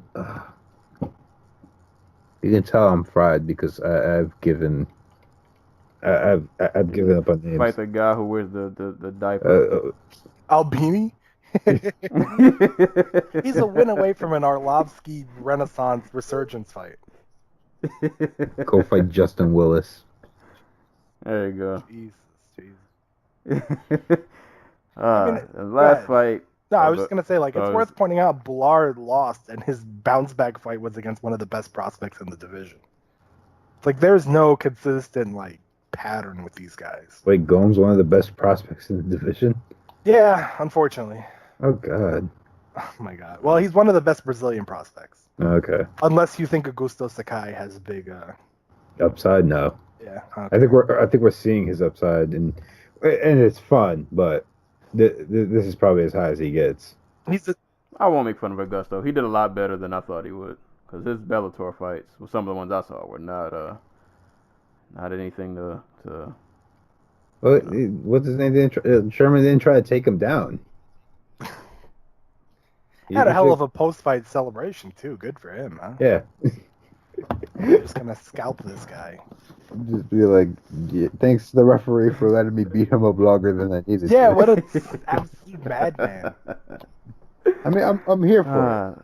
I see. I'm here for it. Let's go. Be petty. Ruslan Magomedov against Arjun Bilal in the hairiest men of all time heavyweight contest. Oh, he's coming off suspension. So No, not Ruslan Magomedov. What's his name? Shit. Oh, he fought Arlovsky. Who hasn't? Fucking what an asshole. Bro? No, God, he fought Derek Lewis. Oh my God, I can't believe I don't remember his name. I talk about him all the time. Alexei Oleinik? No, not Oleksiy. Jesus Christ. Keep Oh, talking. Shamil. Shamil, yeah. Abdurakhimov. Abdurakhimov, yeah.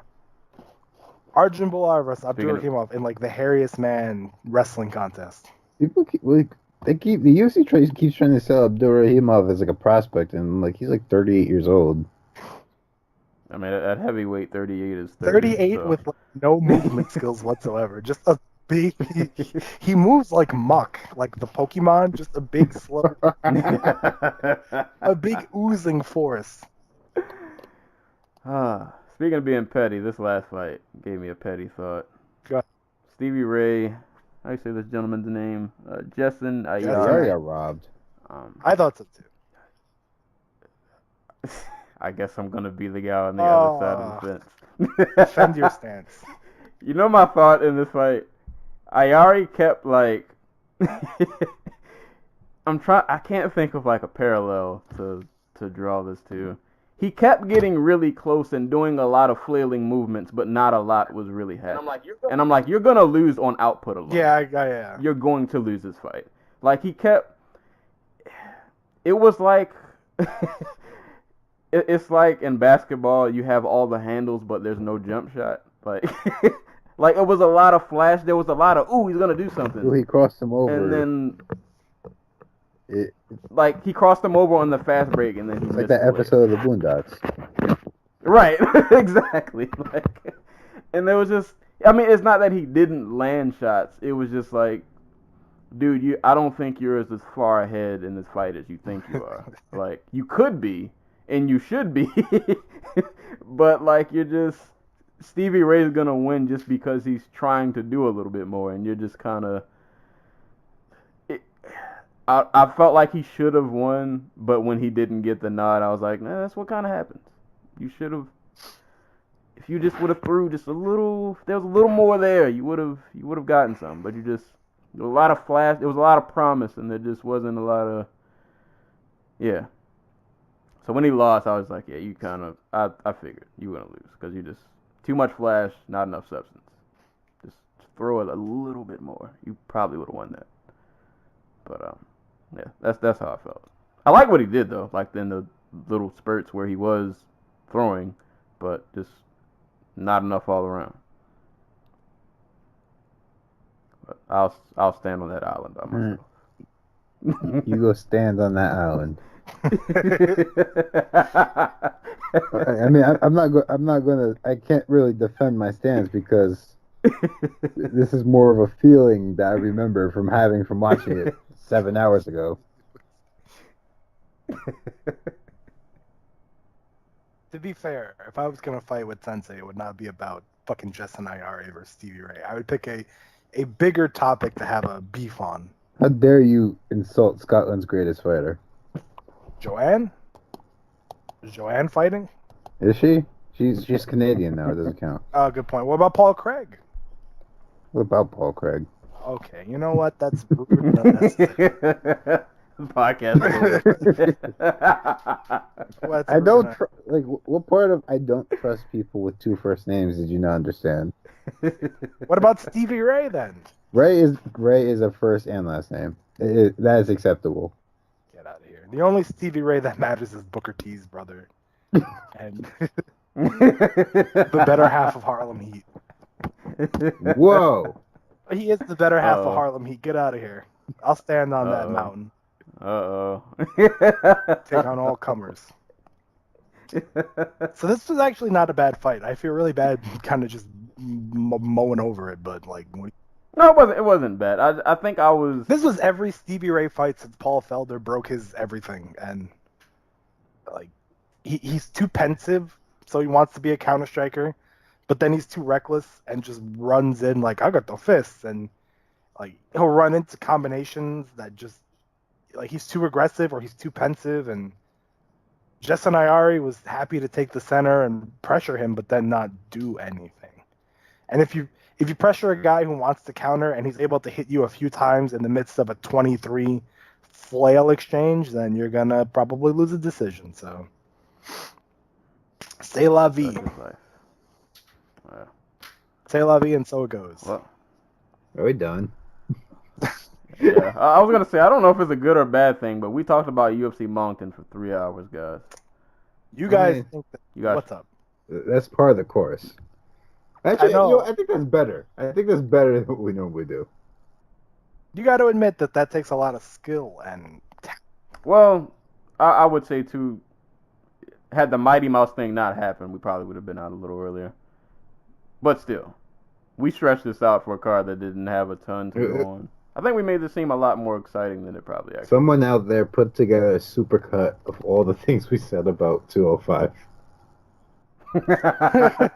No, because then it's gonna wind up on my timeline. I'm gonna have to explain it to Alex, and he's gonna be like, "I gave you this name to use, and you're starting fights with John Vellante."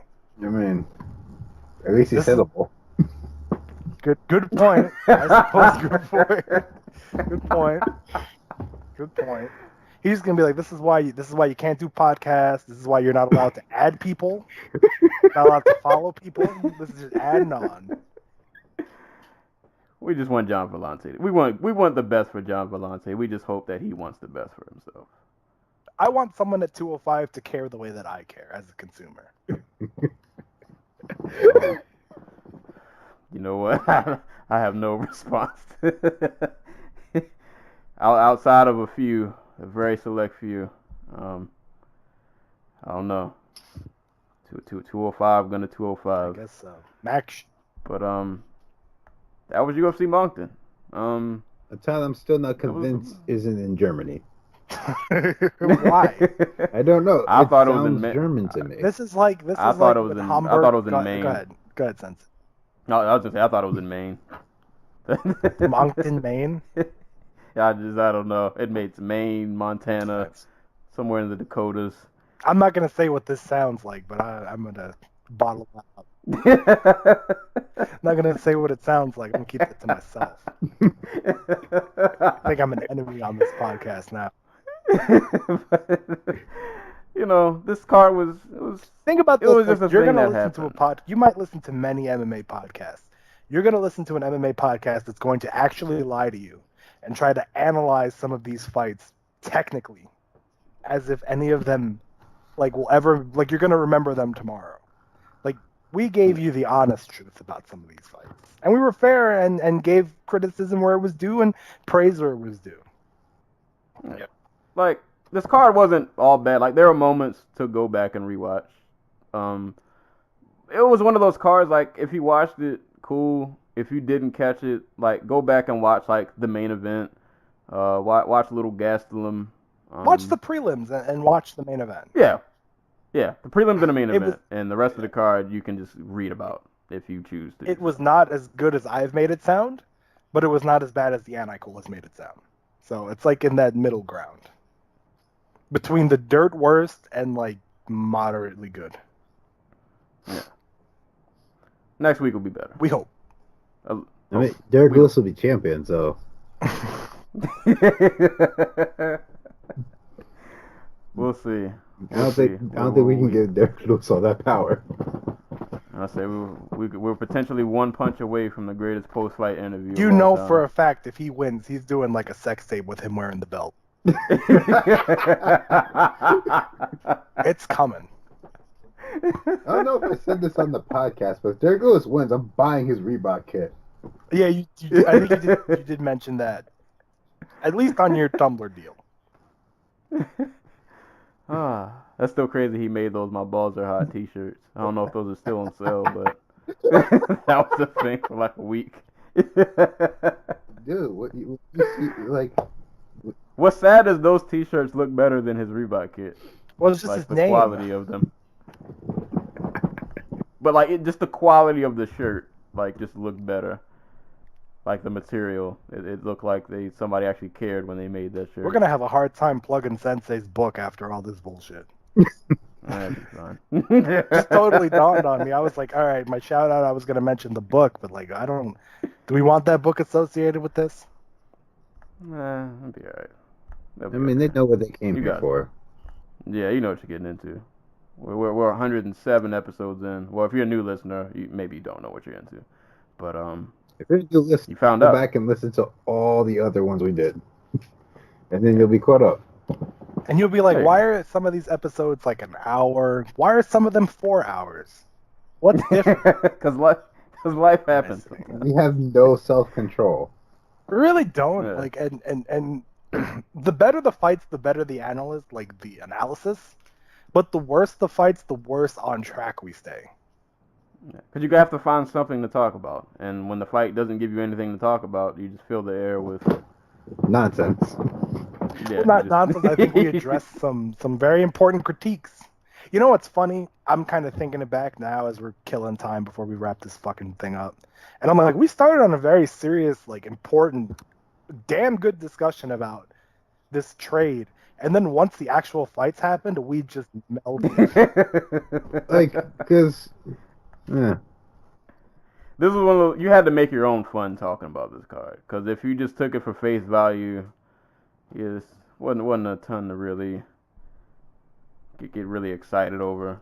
You know, unless you're a big Anthony Smith fan. Like, after that main event, the rest of the card was kind of like, you know, it kind of came and went. It was a thing. Damn. He sold 2,400 of those My Balls Was Hot t-shirts. Good. Hopefully he sells some pay-per-views. I hope this guy gets some pay-per-view scratch. Hey, man, ride the wave while you can. I had a point, too, and I just totally... Oh, okay. Just last bit. Would you, like, honest question, card like this on ESPN Plus, would this card have been better with better pacing? And would you pay $4.99 a month for, like, 3 cards like this with better pacing? So, unlike y'all, I didn't watch it live. Loser. I mean, yeah, fair. But, no. You'll catch me. You'll catch me. Like, there are cards I stump for because there are guys on the undercard or gals on the undercard who I'm like really into. This wasn't one of them. I see. Yeah, if you want $4.99, you're gonna have to take these 205 fights. Get out of here! I'm offended. You replace those with something else, you might get. I think my challenge for the week, I'm gonna make an all 205 card. Yeah. With just the worst fights possible that I could think of. So what Joe's telling us is you guys should pay $5 a month to have the honor to watch Ed Herman. John Vellante.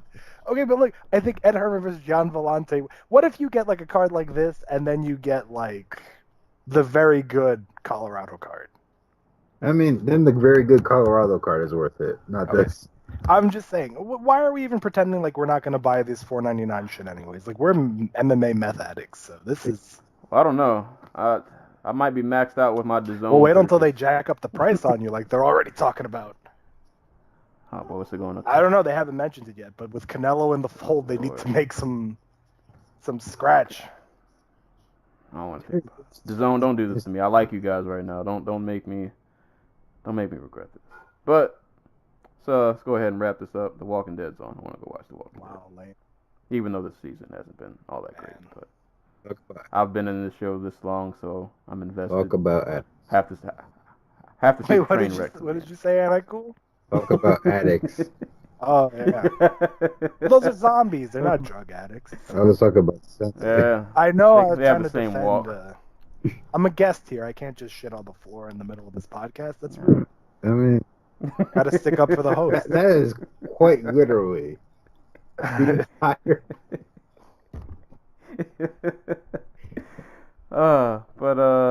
Parting shots and shout outs and such. So we didn't get a chance to mention some other cards that happened, but I'll give a quick shout outs to One Championship. They had a card this past weekend on the 26th. Main event was Ong Lasong and Muhammad Karaki. Lasong gave him the business, so shout outs to him for think he won that fight in the first round. I'm pretty sure that ended in the first.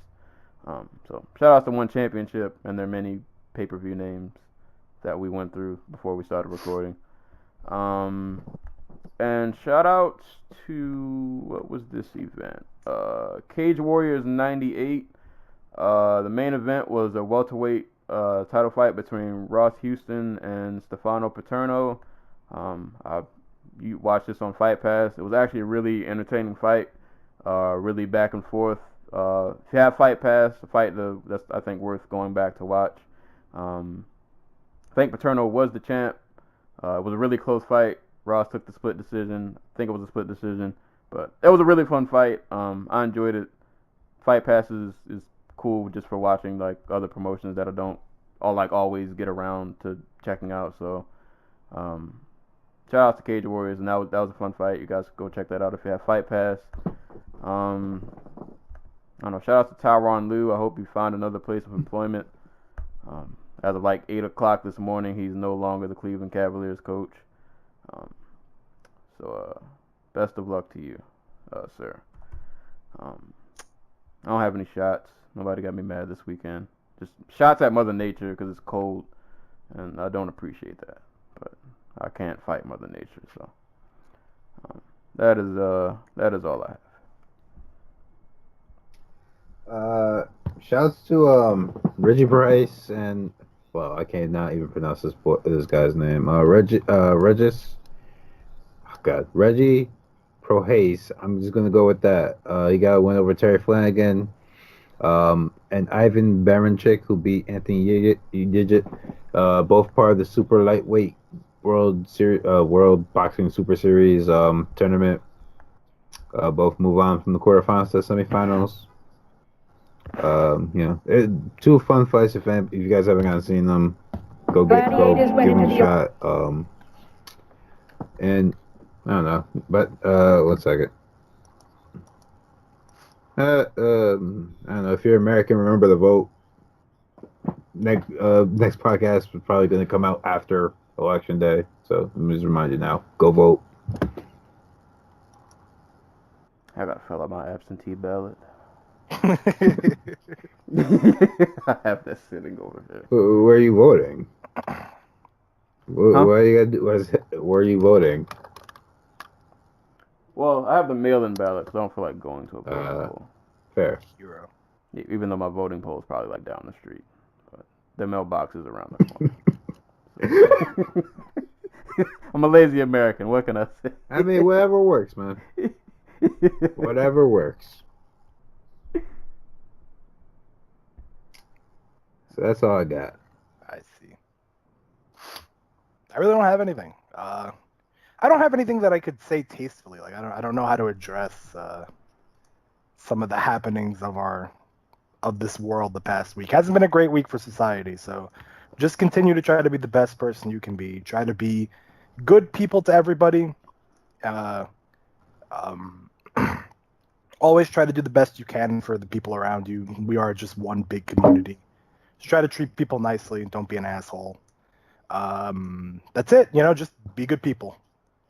Be good people, because if we were here all day talking about some of the ills of the world, we would be here a long time. So I mean, if you thought our MMA discussion was sad. Yeah, that's what I'm saying. Because I was just thinking like it gets worse. I was thinking like, oh, what could I say about it? But it's like I don't trust myself to be poignant enough about all of the serious problems. So Right. Always remember that. That's it. And I guess parting shots. Brandon Ingram of the Los Angeles Lakers. Here's why. I have no problem with Rajon Rondo and Chris Paul throwing punches. But the dude who comes from the back, shame on you. You can't do that. That's unfair. That's why I've always hated Carmelo, even when he was a Knick. He sucker punched Jared Jeffries and then ran away. Yeah, but that's Jared Jeffries. I mean, it still counts, damn it. Jared Jeffries. Shout out to the NBA, man. The NBA has gotten off. Jared Jeffries didn't have a game. He was just he Five. was just out there trying his best. MLE, buddy. Mid-level extension. $5 million. Shout outs to the NBA. It's been an interesting season, and we're only like 5-6 games. Hopefully we get a few more fights in this year. Let's stop being that guy. Stop causing problems between us. I'm not I'll be causing problems. positive. I'm just No, hoping they happen. You absolutely want this to be thrown by people. Well, I'll throw a quick shout out to Adam Vinatieri, who, as of today, is the all-time leading NFL scorer. He's a kicker. He still plays? Yeah, man. Adam Vinatieri is still money. Adam Vinatieri is gonna kick until he's like 65. Pretty much. Yeah, he's still money. So shout out to him. Shout outs to him. And shout out to everybody who called out of work to play Red Dead Redemption. Fuck I'm that not a game. fan, Yeah, but I'm not a rock star You guy. got it. Now I'm really gonna get this podcast killed. Okay, we're good. No, now we're gonna do it. And I got work done. I'm not with anybody who has their team work 100-hour weeks, so. Oh, okay. Oh man. Yeah, that's a whole nother that ties in with the problems of the world. That's another. The game developers, fighters, unionize. Yeah, do something. Do something. Walk out. If you say so. Walk out. Picket signs. Something. But yeah, we gotta get out of here before that turns into a whole nother rant. But, One day, I'm telling you, it's got to thank be you, for guys. Dojo After Dark when Anaco gets to rant. Oh God, you don't want that. Yeah. Well, Really don't want that. You think 4 hours is long. The dirt works. That's all right. We'll do a section. It'll be a part And 1, if you 2, and vote, 3. if you are a voter and you are in the Arizona area, make sure you vote for your local mining. That's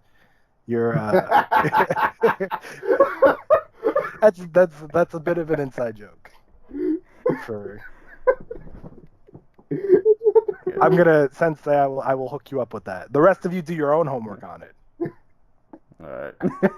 Well, this has been another episode of the Dojo Talk Podcast. You can listen to us on YouTube, SoundCloud, iTunes, Google Play. Send questions to Dojo Talk Podcast at yahoo.com. Hit us up on the Dojo Talk Podcast Facebook page. Hit me up on Twitter at Serial Sensei. And you can pre-order my book, The Oddball Chronicles, on Amazon. If you so choose to donate 99 cents to me. Would appreciate it. It's 99 cents. That's all. Cheap bastards. There you go. 99 cents to keep me off the streets and doing bad things. Like, you know what? I won't be on the streets. It's too light cold. heavyweight MMA. That's the point. Like, you're gonna be peddling your book on the streets. But anywho, as always, anytime people are being punched and or kicked in the face, we'll be there to talk about it. And until next time, we will catch you guys later.